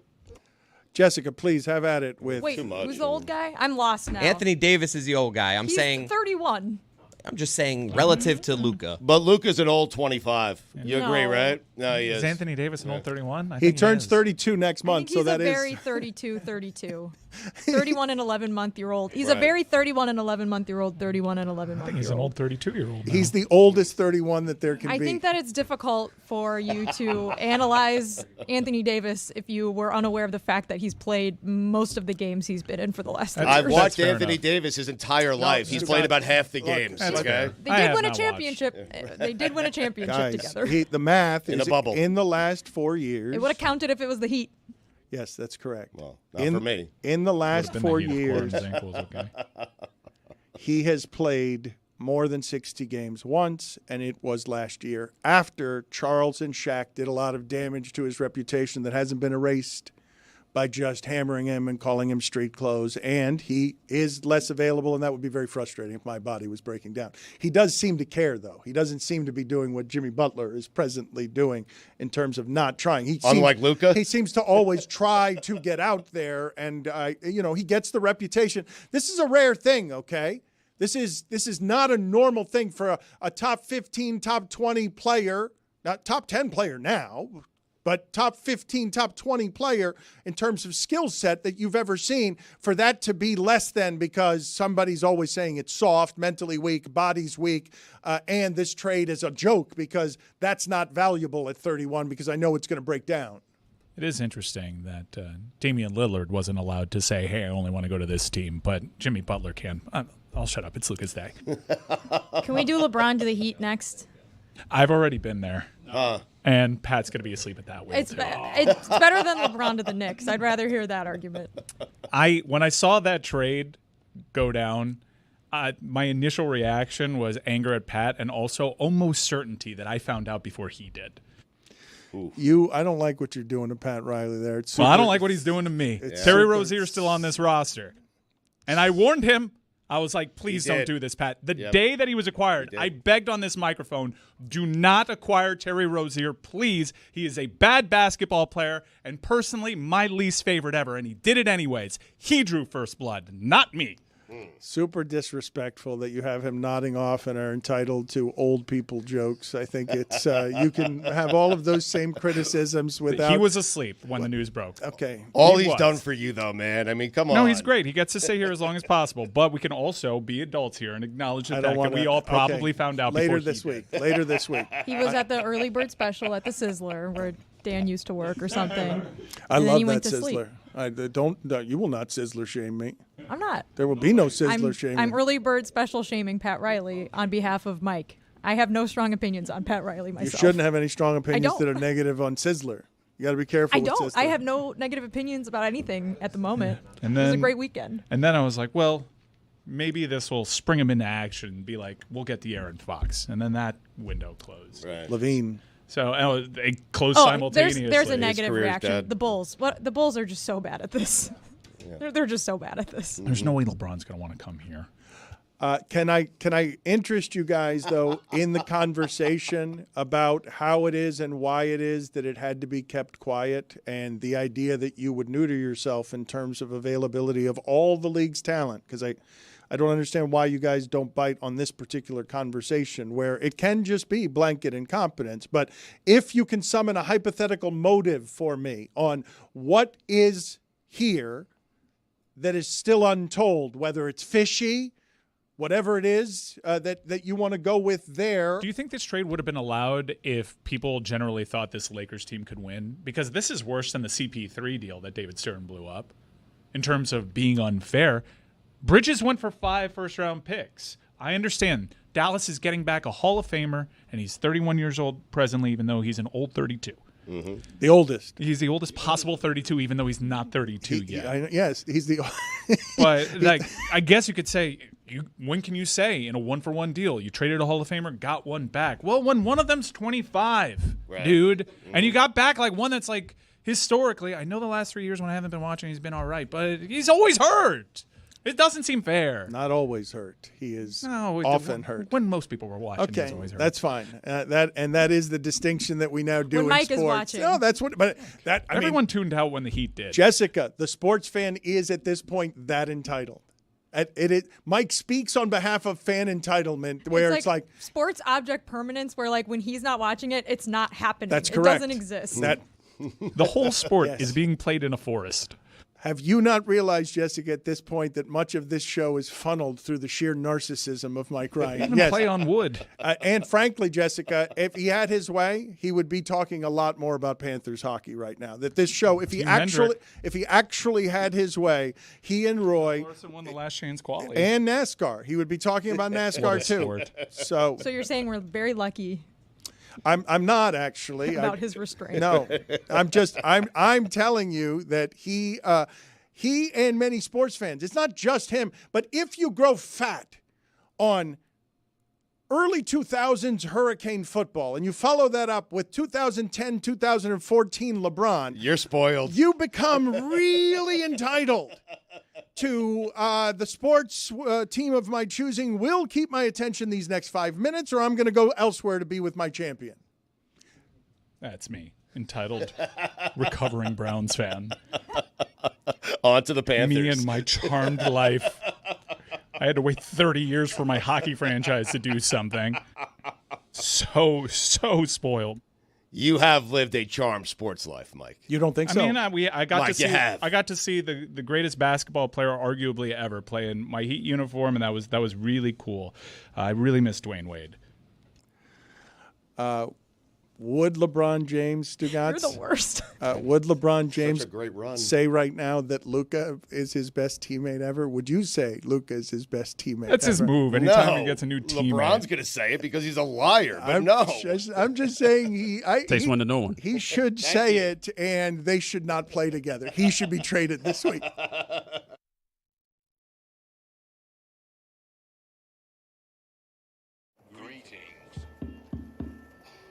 Greetings to all. Welcome to 2022. Omicron is on the run, and away it went. But oops, there goes gravity, and here comes a new variant. Omaha, Corona, Hut 1, Hut 2, nothing infects the Super Bowl, and nothing stops football.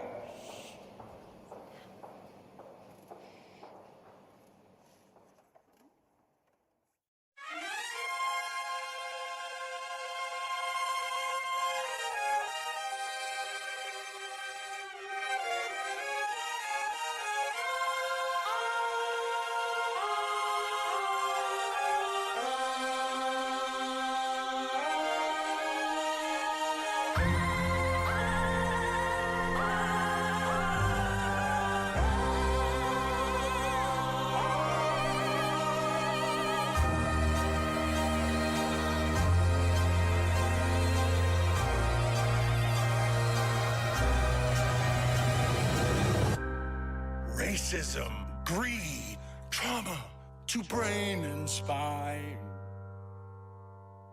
And yet, I cannot look away.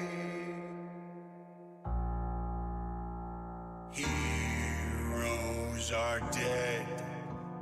Science has their heads. Oh, is there no escape from here? I need to know. It eats my soul. Nothing stops the NFL.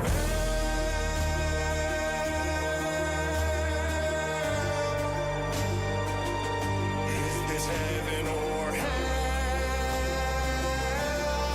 I can't tell.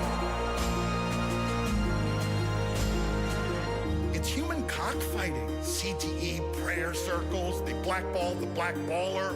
They tried to end racism by stenciling it in the end zone. Billionaire boys using millionaires as toys. It's all immoral, all unethical. Ooh, the witching hour. Nothing stops the NFL.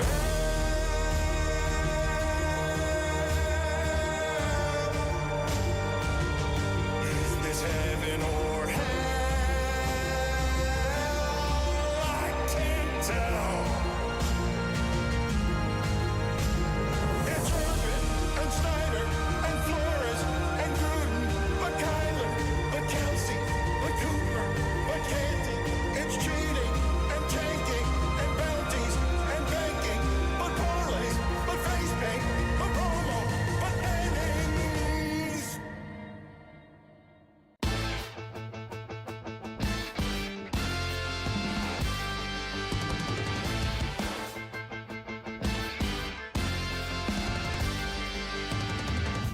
Here we go. This one's for all the glory. Give it your best, it's all you got. Don't look back. Oh, it's all part of the story. You talk the talk, now walk the walk. Yeah.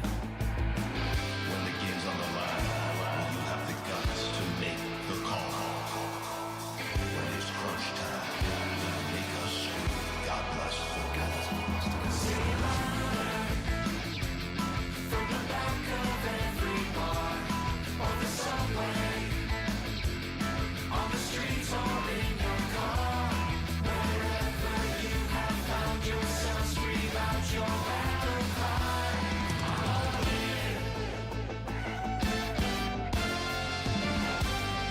I'm all in.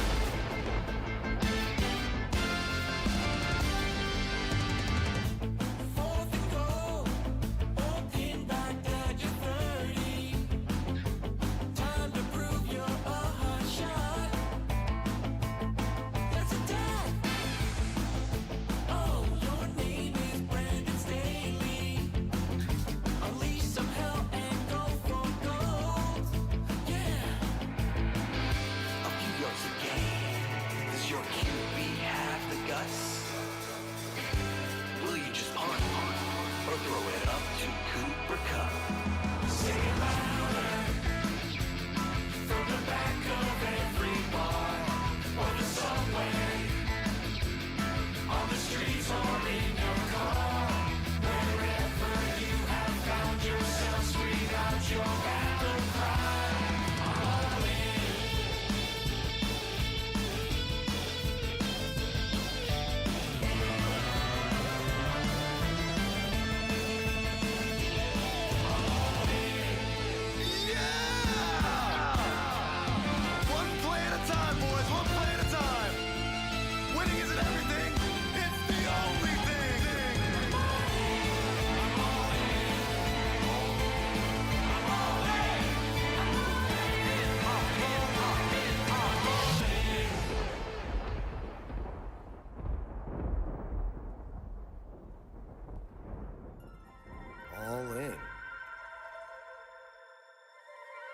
all in? I'm a fan of the Jets. I'm a fan of the Jets. Oh, no.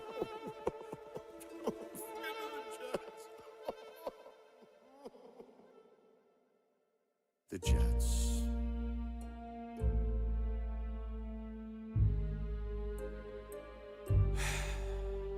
The Jets. Why this team? The Jets! The Jets!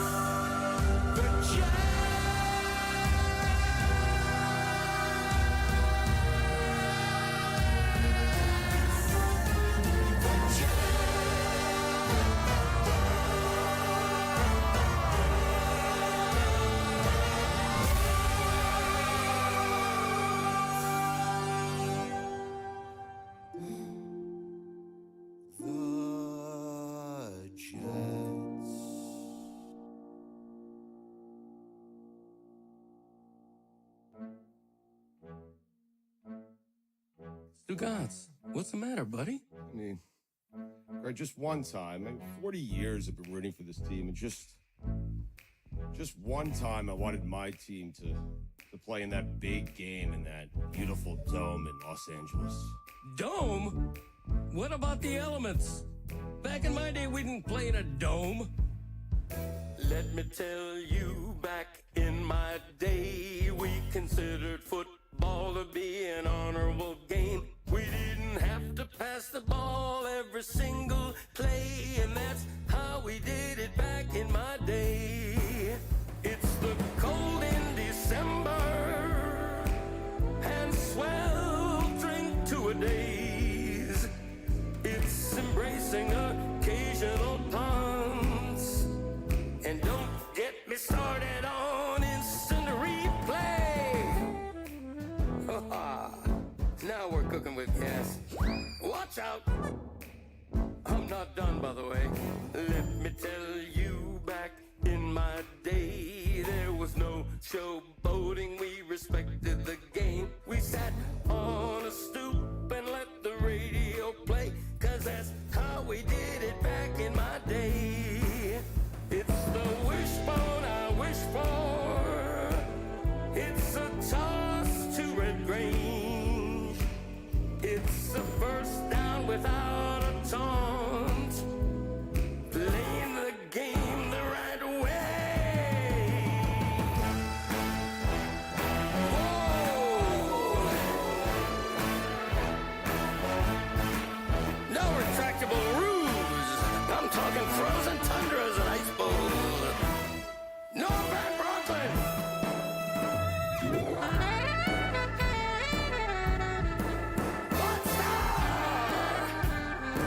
That's why they call it football weather.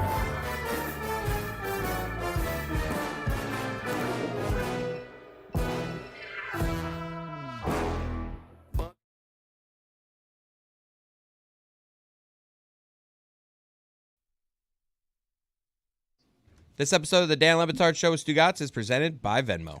Stugotz's weekend observations are around the corner here. I'm very eager to hear those. Stugotz is about to crush it and has been crushing it. God bless football, getting its deserved awards. A multi-time winner is the best football podcast in America. Is it 2 or 3 times you have now won this award? Do you know? This is the 3rd time in 4 years, Dano.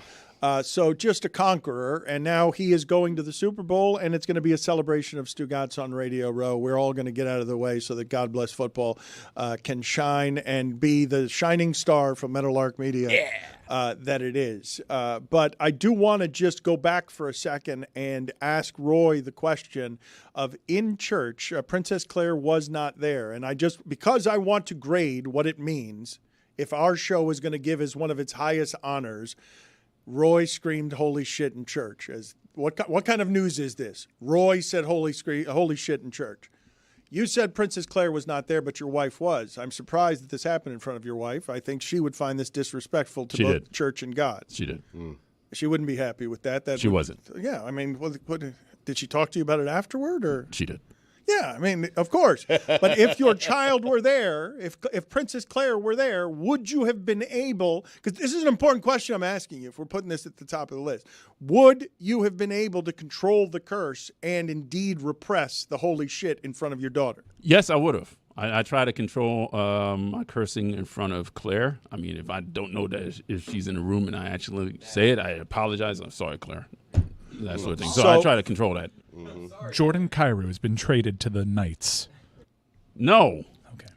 So you're saying that you're more afraid of cursing in front of your child than God? Yeah. Okay. Wish my wife had that feeling. Celebrini to the Flyers. Curses like a sailor in front of my daughter. Celebrini. Nah, the Flyers aren't good enough yet. What? Celebrini? As a rookie? No. Yes, that's a holy Wait, shit. I got in one. church. I got Shut one. up. No. That's a No. holy shit. No. in No. church. No. Celebrini? It's not gonna. No. Celebrini's Connor Bedard to the Lightning.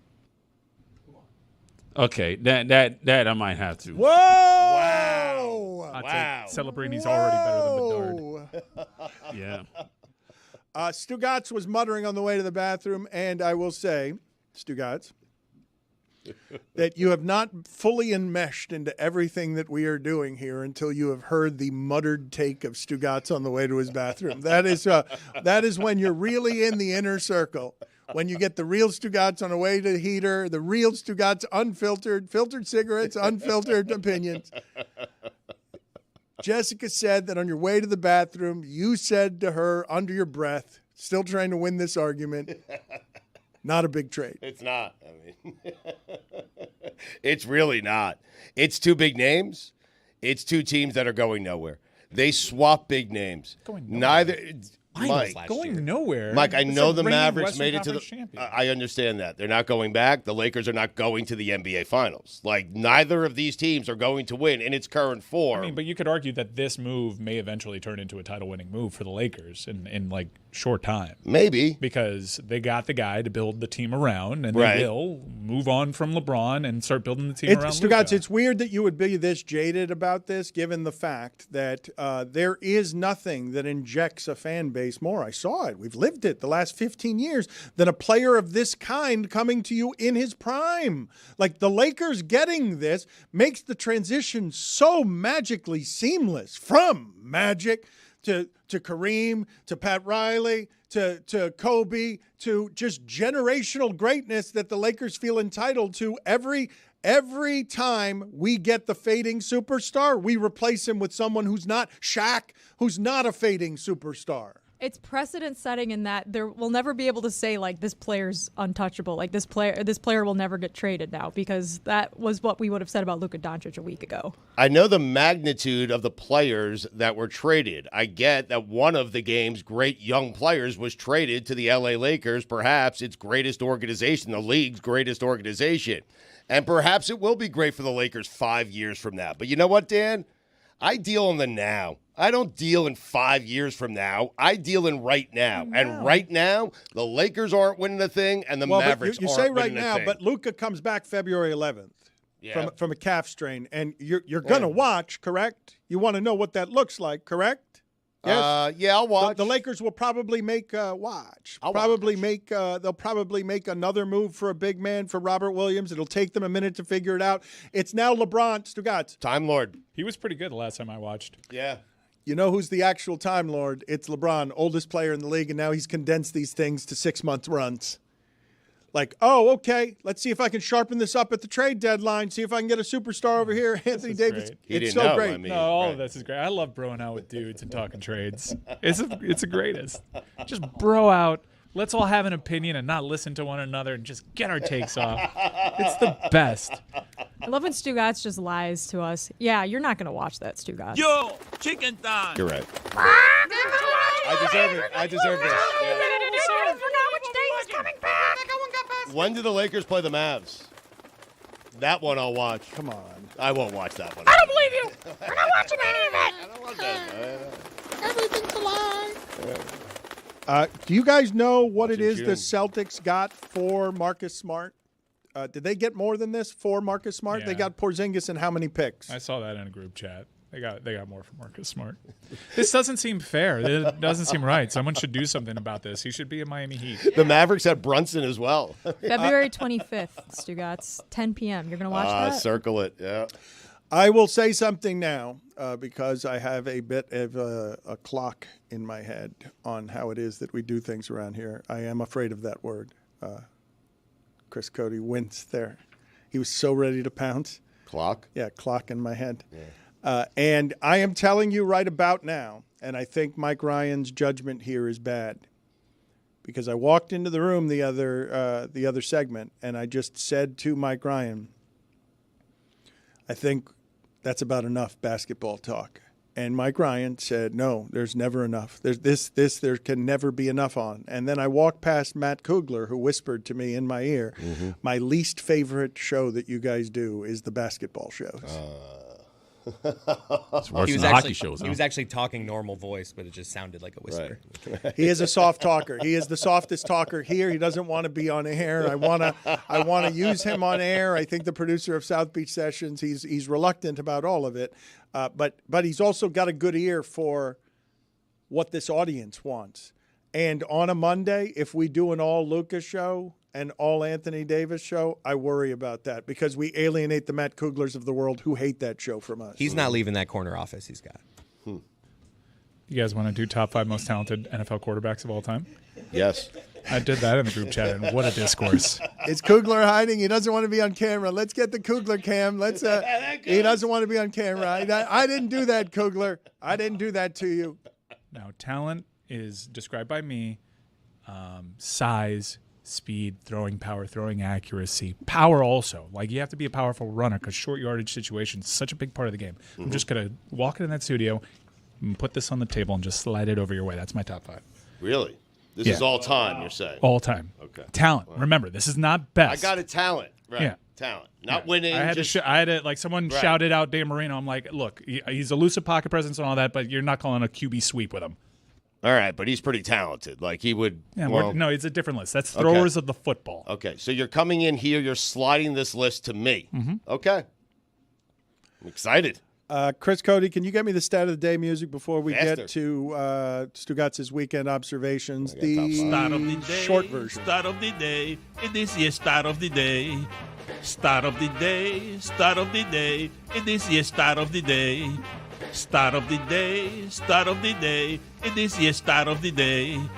Start of the day. Start of the day. It is your start of the day.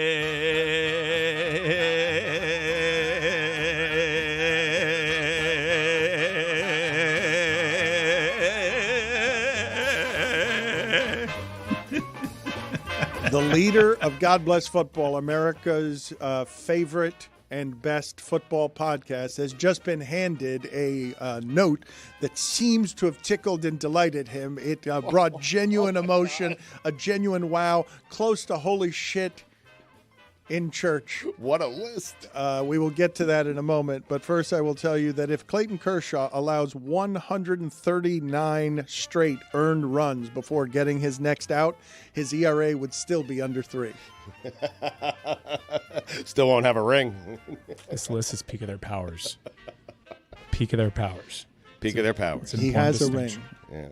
He Well, has, he not has my personal record. Yeah, but well, okay, but you might think he has a ring. Congratulations. You read a book. You stopped watching them about the same time you stopped watching basketball. You've gotten tired of your own Clayton Kershaw take. That is an amazing stat I just gave you. It is. It really is. It's baseball. Yep. Number 5, Patrick Mahomes. No. You're doing it in backwards order. Number 5. It should have been obvious. No way. It should have been obvious. I agree with your number 1. That's not your number 1. No. Most talented. He's my number 5.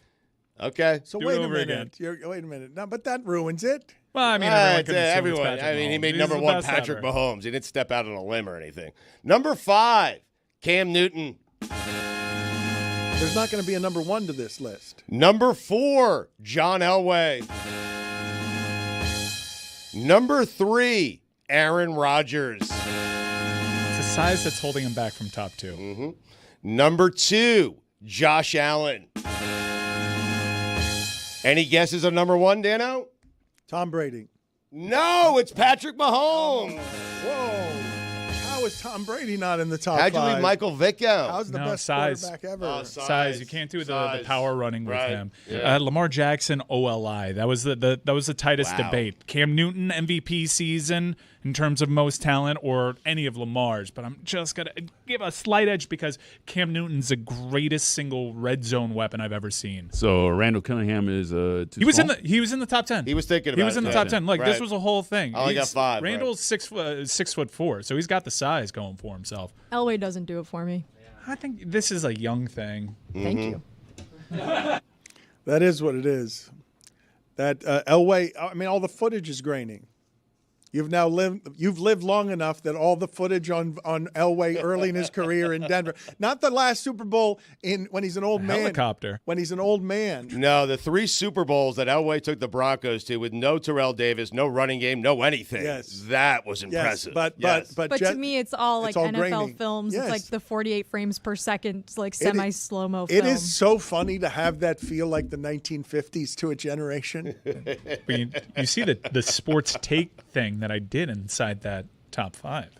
My argument is Josh Allen is existing in the same exact timeline as the most talented quarterback ever. He just so happens to be the second most talented quarterback ever, but he can't get to the Super Bowl. Lamar Jackson too low on your list. As OLI? Yes, I mean, Do you have him over Cam? Well, the only reason, you're doing Rodgers. you're doing physical gifts for goal line situations. I'm doing physical gifts. I don't need a running back anymore. Like, and when I add a running back, what I've added is Randy Moss to Tom Brady. Right. Well, Aaron Rodgers won a Super Bowl with James Starks. Fair enough, but I don't think that you'll be looking at any of what it is that Lamar wins a Super Bowl with, and it doesn't matter. Did you say Lamar wins a Super Bowl? You have him winning one? Okay. Didn't even mention Joe Burrow. Okay. All right. He was close, top 10. I'm with Dan on Lamar Jackson. I mean, better completion percentages than Elway in almost every season. He's better than Josh Allen, and I can't believe I'm saying that. I can't either because you're Allen wrong. Dead wrong. Dead wrong. If only we saw them play each other in the playoffs multiple times. Fewer interceptions, more touchdowns. On the road and at home. It does become hard to make my arguments is the problem when you've got the argument ender of they've played 4 times in a sample of 4, and you can turn that argument into they could play for eternity and Josh Allen would never win. Hey, Lamar Jackson. I can't win because I can't play any of those games. I've just got the 4. It's a small sample. So if you say to me, Josh Allen simply can't beat Patrick Mahomes, even though I saw it was 13 seconds from happening, and Josh Allen didn't have anything to do with why it is they lost in those 13 seconds, you can still say forever, Josh Allen will never beat Patrick Mahomes because I know it the way I know that ghosts haunt you eternally. Let's give Lamar Jackson Khalil Shakir. We're making wins a QB stat again. I don't like it. I hate it. And small sample size QB stat at that. It's not even you won't even do me the courtesy of a 17-game sample. It's 4. Look at you dudes wanting to bro out over a top It's crazy 5. to me. It's because it's the same madness to me. This is the thing that Big happened Ben to me. sneaky in this conversation, by the way. Oh. Big Ben, it was hard to keep him. Prime I had Big Big Ben Ben, yeah. over Randall Cunningham. Yeah. In terms of talent, like a little skinnier Big Ben. Runs like a skyscraper, can't be in this top 5. No, but he ran like a skyscraper towards the tail end of his career. Big Ben, when he first came from Miami of Ohio, that dude could move. The Colts tackle. Are you saying Ben was a clumsy runner? Because Mahomes is as well. As great as Mahomes is, when he runs, he looks clumsy. I mean, he does. Stugotz, I appreciate the clarification. I was not saying that he's a clumsy runner. I was saying that he looks like he runs like a skyscraper has sprouted legs. How that would run, where the upper body doesn't move because it's been battered and contorted by 10 years of, having people bounce off of your upper body, and it doesn't work right anymore. Right. So you can only run to the side really quick like a skyscraper with legs and throw the ball 4 yards. Okay. I'm going to start compiling my throwers of the football list. And by the way, he may perceive this as a knock. This is a testament to how good Tom Brady is. Okay. Because he's not on the top 5 of any of these. Just throwers of the football. He's not in the top 10 of most talented. Right. He's not in the top 10 of best throwers of the football. So he's the greatest of all time. So you're doing top 5 throwers of the football? Yes. And you're going to slide it to me? Yeah, but I'll put the numbers. All right. You hold on to that for Yes. a second. Usually God it bless goes football top to is about to come your way in a way that is ferocious, enduring, echoing, and it'll be felt throughout the land. Stugotz is headed there. Billy has stomach problems, and weekend is on the way. Before we get to God Bless Football's epic return to the Super Bowl, can you play for me the stat of the day again, please? Wow. Start of the day, start of the day. It is your start of the day. Start of the day, start of the day. It is your start of the day. Start of the day, start of the day. It is your start of the day. Start of the day, start of the day. It is the start of the day.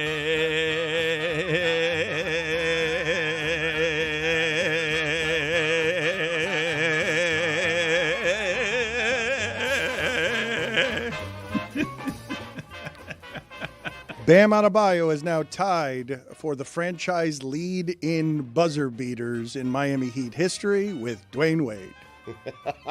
What? Bam? Three on. little mid-range jumpers at the end of the game because they threw the ball over there and shouldn't have.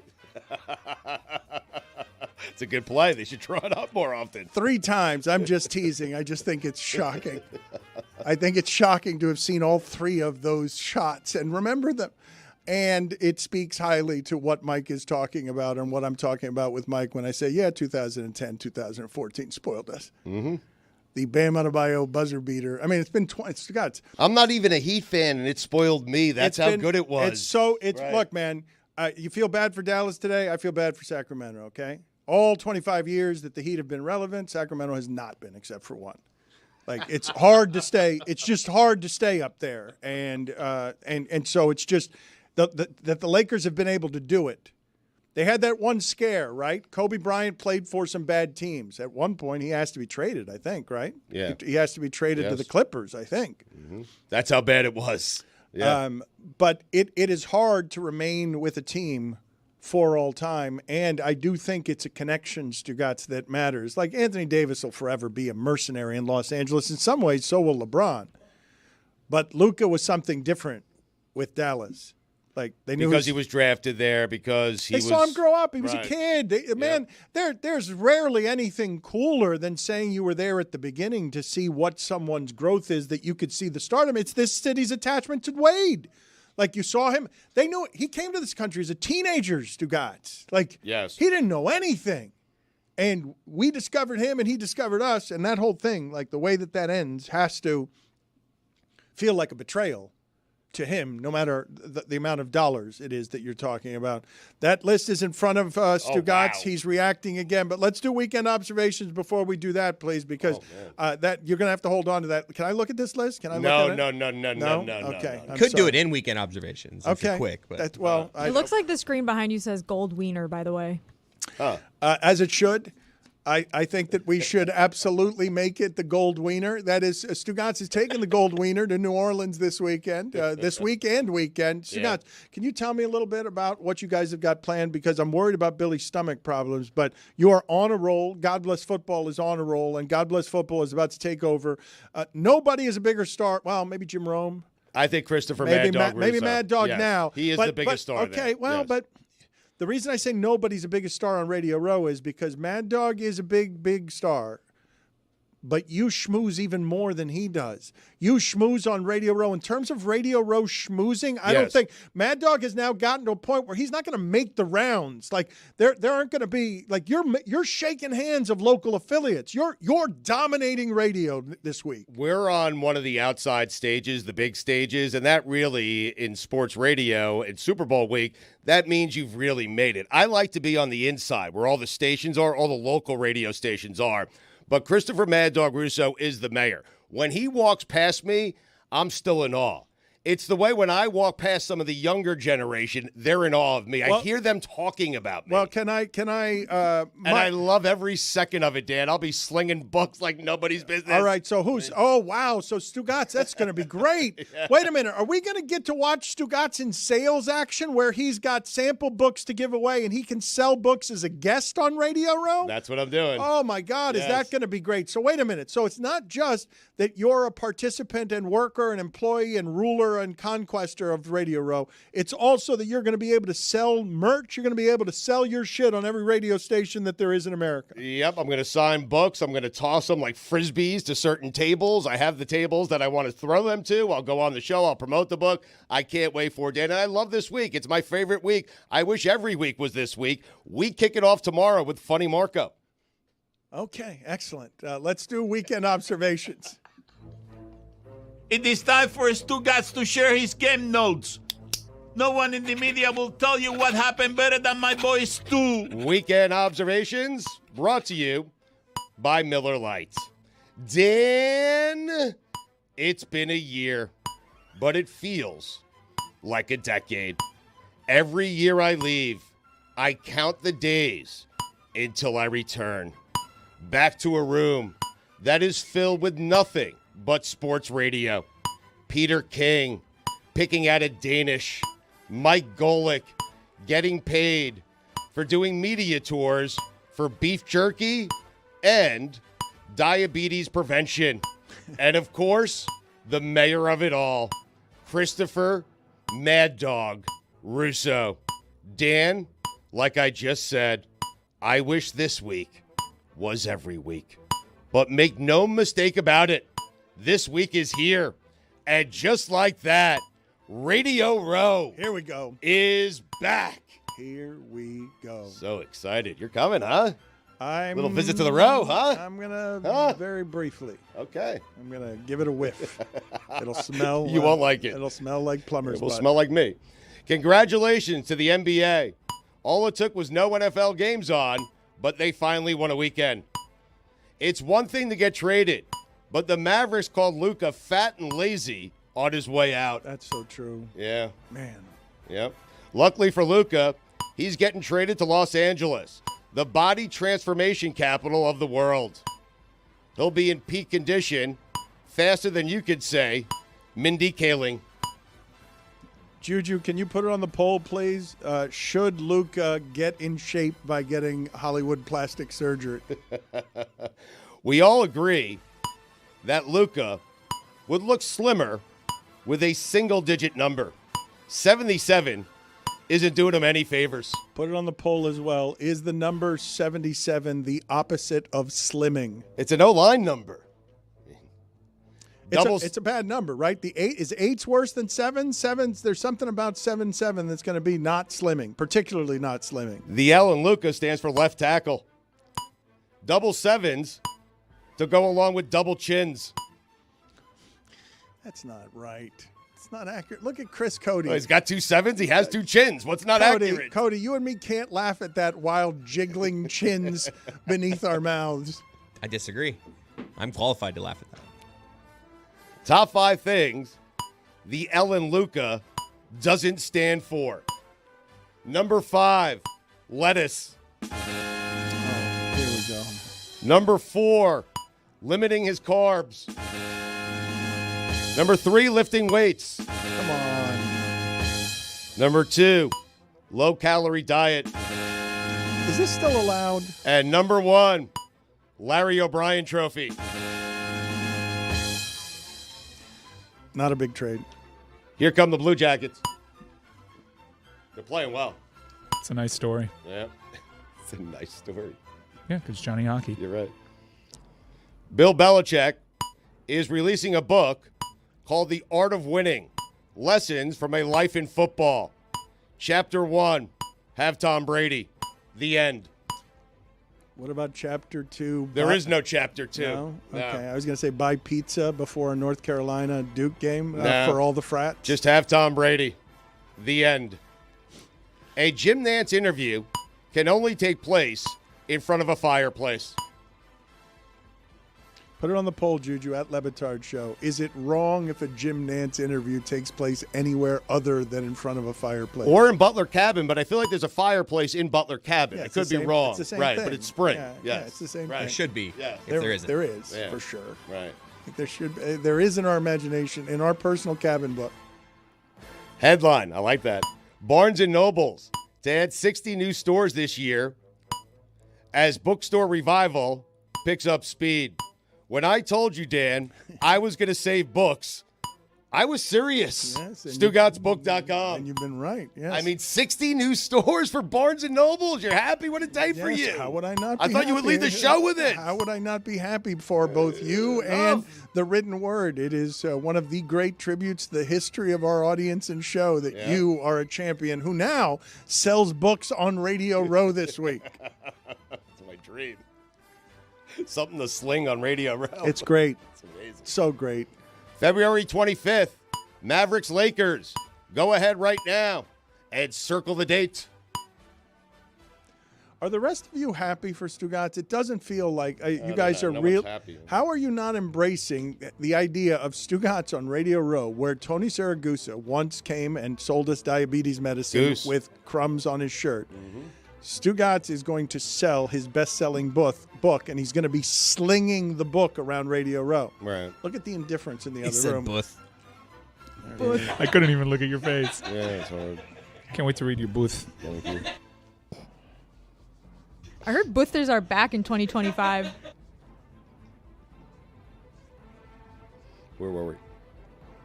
Interesting trend piece I read. I'm with you, Dan, by the way. I don't feel they're excited. I mean, I feel yours, though. The booth is out on you. it's the coolest. It's the coolest. I can't believe that we get to celebrate Stugotz this way. It's lovely. Celebrate him by the booth. I've always said, if you're worried about one player's conditioning, trade for the much older superstar that's always injured. To everybody calling Anthony Davis a Laker legend, do me a favor and stop. He is not a Laker legend. What are we doing? You cannot say Anthony Davis is a Laker legend. How great a player. This is not Wilt. This is not Jerry West. This is not James Worthy. This is nobody. It's a guy who won a title in a bubble. He's not a legend. I'm not even certain LeBron is a Laker legend. How about that? Anthony Davis is better than James Worthy, Stugotz. Dan. Do you think the history booth will agree? There was a little Adam Sandler in there, I heard. There was. Is there a history booth?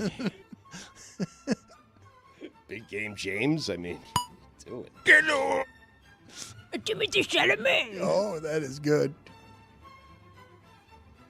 The Mavericks immediately getting blown out and giving up 91 points in the first half to the Cavs. The post-Luka era off to a great start. They lost by 40. Everyone said they were shell-shocked. Like, they came out of the locker room the same way we would have. Like, holy shit, Roy cursed the church. The Mavs should have asked for Bronny back too, just to see how badly LeBron wanted to play with Luka. That would have been so great. He says no, right? He says no. He says no, right? That's where he draws the line. Bronny. That'd be so good. Put Bronny with Kyrie. What would happen is that's great. LeBron would deny he knew anything he knew about it. Like, he would just say, I didn't know they were trading my son. Right. And then he would have plausible deniability Right. with his Son, I wife didn't know. and Right, his son. He would just claim that It's a business. Right. Rich Paul and Put his I. hand and make him swear on the booth of God. The idea of LeBron trying to trade his son without his family finding out is a reality show. Oh, it's great. That would get me back into Like, the NBA. like just playing cards with Rich Paul and being like, you know what, Has LeBron ever gotten to the second page of a booth?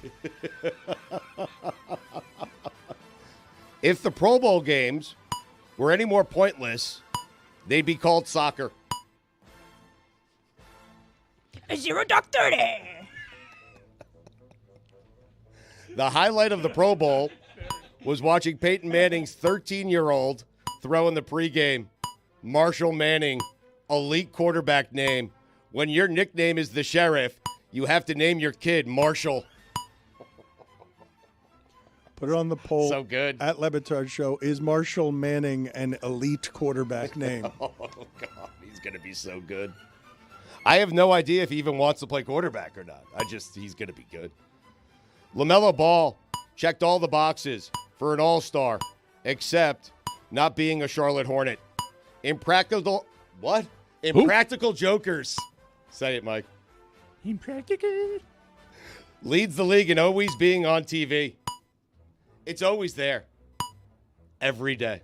Put it on the poll. That and Friends. At Le Batard Show, is Impractical Jokers on your television somewhere in the world at all times? Duke with a rare 17-point blowout win. That doesn't indicate just how bad it was. Taylor. You know where Duke took North Carolina, Dan?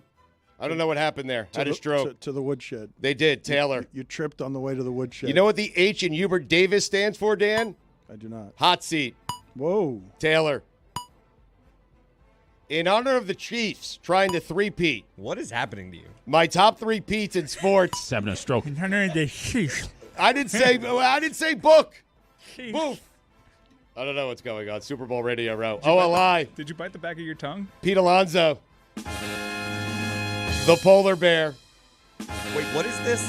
That's not another one. This is my top 3 Pete's in sports. Top 3 Pete's. Yes. Which part are you not getting about this? Pete Alonso is number 3. He's OLI. Sorry. Rodney Pete. Is that number 3 or OLI? OLI. Pete Carroll. OLI. Big Balls Pete. Number 3, Pete Maravich. Pistol Pete. Number 2, Pete Sampras. Also, Pistol Pete. Number 1, Pete Rose. Charlie Pete Hustle. No Pete Horners, No, it's my list. Oh, okay. Yeah. Was it top 5 Pete's or top 3 Pete's? It was top 3 with 2 OLIs, I believe. I thought you were going to do like I left out top Calvin 3 Pete. Yeah. Wordplay, and the Chiefs were number 1. But no, you just did 3. 3 okay, Pete's. got it. Yeah, and he had 7 OLIs. It's my bad. Pete Incompetence. Inky. Oh, God. Left him out. Top 5 throwers of the football all time. Whoa. Mayor Pete. Just kidding. OLI. Josh Allen. Number 5. I agree with this. Oh, my God. It's your list. What do you mean you agree with this? No, it's not my list. It's Mike's. I thought that this was Mike handing you the list that was your list. It's Mike handing me he slid me the list. Oh, he did that in front of people? Yes, yeah. I thought that was private producing. Number 5, Jeff George. Oh, my God, was he good. Didn't Joe Milton just throw a ball 85 yards this weekend? I have no idea. Number 4, Dan Marino. Number 3, I agree, Stephen Morris. Come on, man. Dan, Come he had on. a You could argue chooch. he's too low. Come on. Number 2, Aaron Rodgers. And number 1, take a guess, Dan. It's not Elway. Pat Mahomes. Since I wasn't here Friday, allow me to take the time for an acceptance speech for God Bless Football winning another podcasting award. Shannon Sharp, better luck next year. You too, Dominique Foxworth. Whoa. And Bill Barnwell. Whoa. And Split Zone Duo. Whoa. And Locked On Titans. Whoa. And Shaw's local Best Insider podcast. And War Chant podcast featuring seminal headlines. Oh, man, that one was really good this year. Really? That was my favorite podcast this year. The S in Shannon Sharp stands for silver. Chad Ocho Cinco, more like Chad Ocho Doso. Mina Kimes, I don't want to dog you, but Lenny would have been an award winner on my podcast. Whoa. David Sampson, nothing personal, but third place is an upgrade for anything you're in charge of. Making a career out of telling athletes that wins are the only thing that matter, only to then win every award myself. You, of course, know what I did, right, Dan? What'd you do? I talked the talk, Oh. and I walked the walk. You did. 3 awards, did. 4 years. I believe that's what we in the business call a dynasty. Pretty close. Put my podcast awards in a box. Now put Jason Kelsey's in a box. And then ask yourself, who should really have the late night show on ESPN? And be dating Taylor Swift. We're breaking news. What? Yeah, big breaking news. What You happened? can't interrupt. I get No, to, we can. We I can. get to be the guy that Yeah. delivers news to you for the first time, and I love this. But wait a minute. An acceptance speech? Hang that's- on. He's going to love this. Myles Garrett has requested a trade. Oh, my God. And we're done with the NBA. I mean, just when I was going to be pulled right back in. I'm so sorry for you. Yeah. You cannot interrupt the sanctity of the weekend observations. Myles Garrett. This is the NFL. He didn't even want to request a trade. Goodell picked up the phone and said, hey, you see these headlines? I don't like them one bit. It's our week. Request a trade, even if you don't mean it. we had a lot to overcome to get here. The biggest names in the sport, having to do some shows on Zoom, and, of course, Mike Fuentes having a microphone. I mean, Taylor. You know what the S in Stugotz stands for? Look, wait a minute. Not second place. Taylor does not deserve to Come to laugh. life. Wait a Hey, minute. what do you mean? Wait a minute. This is because we've got two competing interests here at Metal Arc Media. I love Fuentes. Between good employees who work hard and sinister ones that are hell-bent on causing chaos. Wait, which one is which? Taylor's a little too happy with Mike Fuentes taking that particular stray during an acceptance speech that it doesn't feel like Stugotz totally wrote. So now look at Taylor getting off inner office resentments. He's sneaking them into weekend observations, and he's delighted with himself. Yep. Look at it. You know what the S in Stugotz stands for? Not second place. Never second place. We actually interviewed a witch, and it wasn't Marjorie Taylor Greene. Dan. Dan wrote that one? Yes. What gave you the clue? The Dan? Sometimes they're like, Dan? I didn't know if we were starting the next sentence. You thought he had okay. You thought he read his notes wrong. Clarifying for the audience. I was just saying Dan. No, It's okay, Dan's what? observation. I He's know. never written an observation Yeah, before. yeah, And I wrote that one. That was the first time. Myles Garrett put out a press release for this, and Yeah. damn, it stings. Like, he's basically blaming the Browns for sucking, and that's why he wants to leave. Oh, you can't do this to Stugotz's weekend observation. He's like, Twice. look, I need to compete for a Super Bowl straight up. Wow. I'm out. Wow. What is the press release? Go ahead and read it. I mean, it closes. With that in mind, I have requested a trade from the Cleveland Browns. But as a kid dreaming of the NFL, all I focused on was the ultimate goal of winning a Super Bowl, and that goal fuels me today more than ever. My love for, excuse me, $5. My love for the community of Northeast Ohio and the incredible fan base of the Cleveland Browns has made this one of the toughest decisions of my life. The past 8 years have shaped me into what I am today. Blah, blah, blah, blah, blah. While I love calling this city home, my desire is to win and compete on the biggest stages, and it won't allow me to be complacent. The goal was to never go from Cleveland to Canton. It was always to compete for and win a Super Bowl. With that in mind, I've requested to be traded from the Cleveland Browns. Stugotz, I would say that even though we love the transaction and stars and names, I do, not that you necessarily have to do comparison shopping on this, but Myles Garrett, a great Canton-worthy, great as the position can be played defensive end, requesting a trade, while interesting and seismic, tells you how much bigger basketball stars are than football stars. That'll be interesting to many people, but it won't be what we've been talking about for 2 hours, and it won't eat up 2 hours of coverage on any televisions tomorrow either. Pablo Torre. Do it without 40 people on staff. Pablo Torre. Do it with somebody named K-Funk. Pablo Torre. Do it with a Yankee fourth starter named Jabba Chamberlain. Dan, saying these podcast awards are prestigious and then having no idea what they are called. Dan, the Stugotz is also strong in you. They're the greatest of all the awards. They're the most important of the awards. They're the most prestigious and credible of all the podcast awards. That's a wordy name. I might start more podcasts to see how many categories I can win, just for the hell of it. Speaking of hell, Art Briles. Dan, those are the weekend observations. He's going to crush Radio Row. He deserves everything he's getting. And by he, I mean Billy Gill.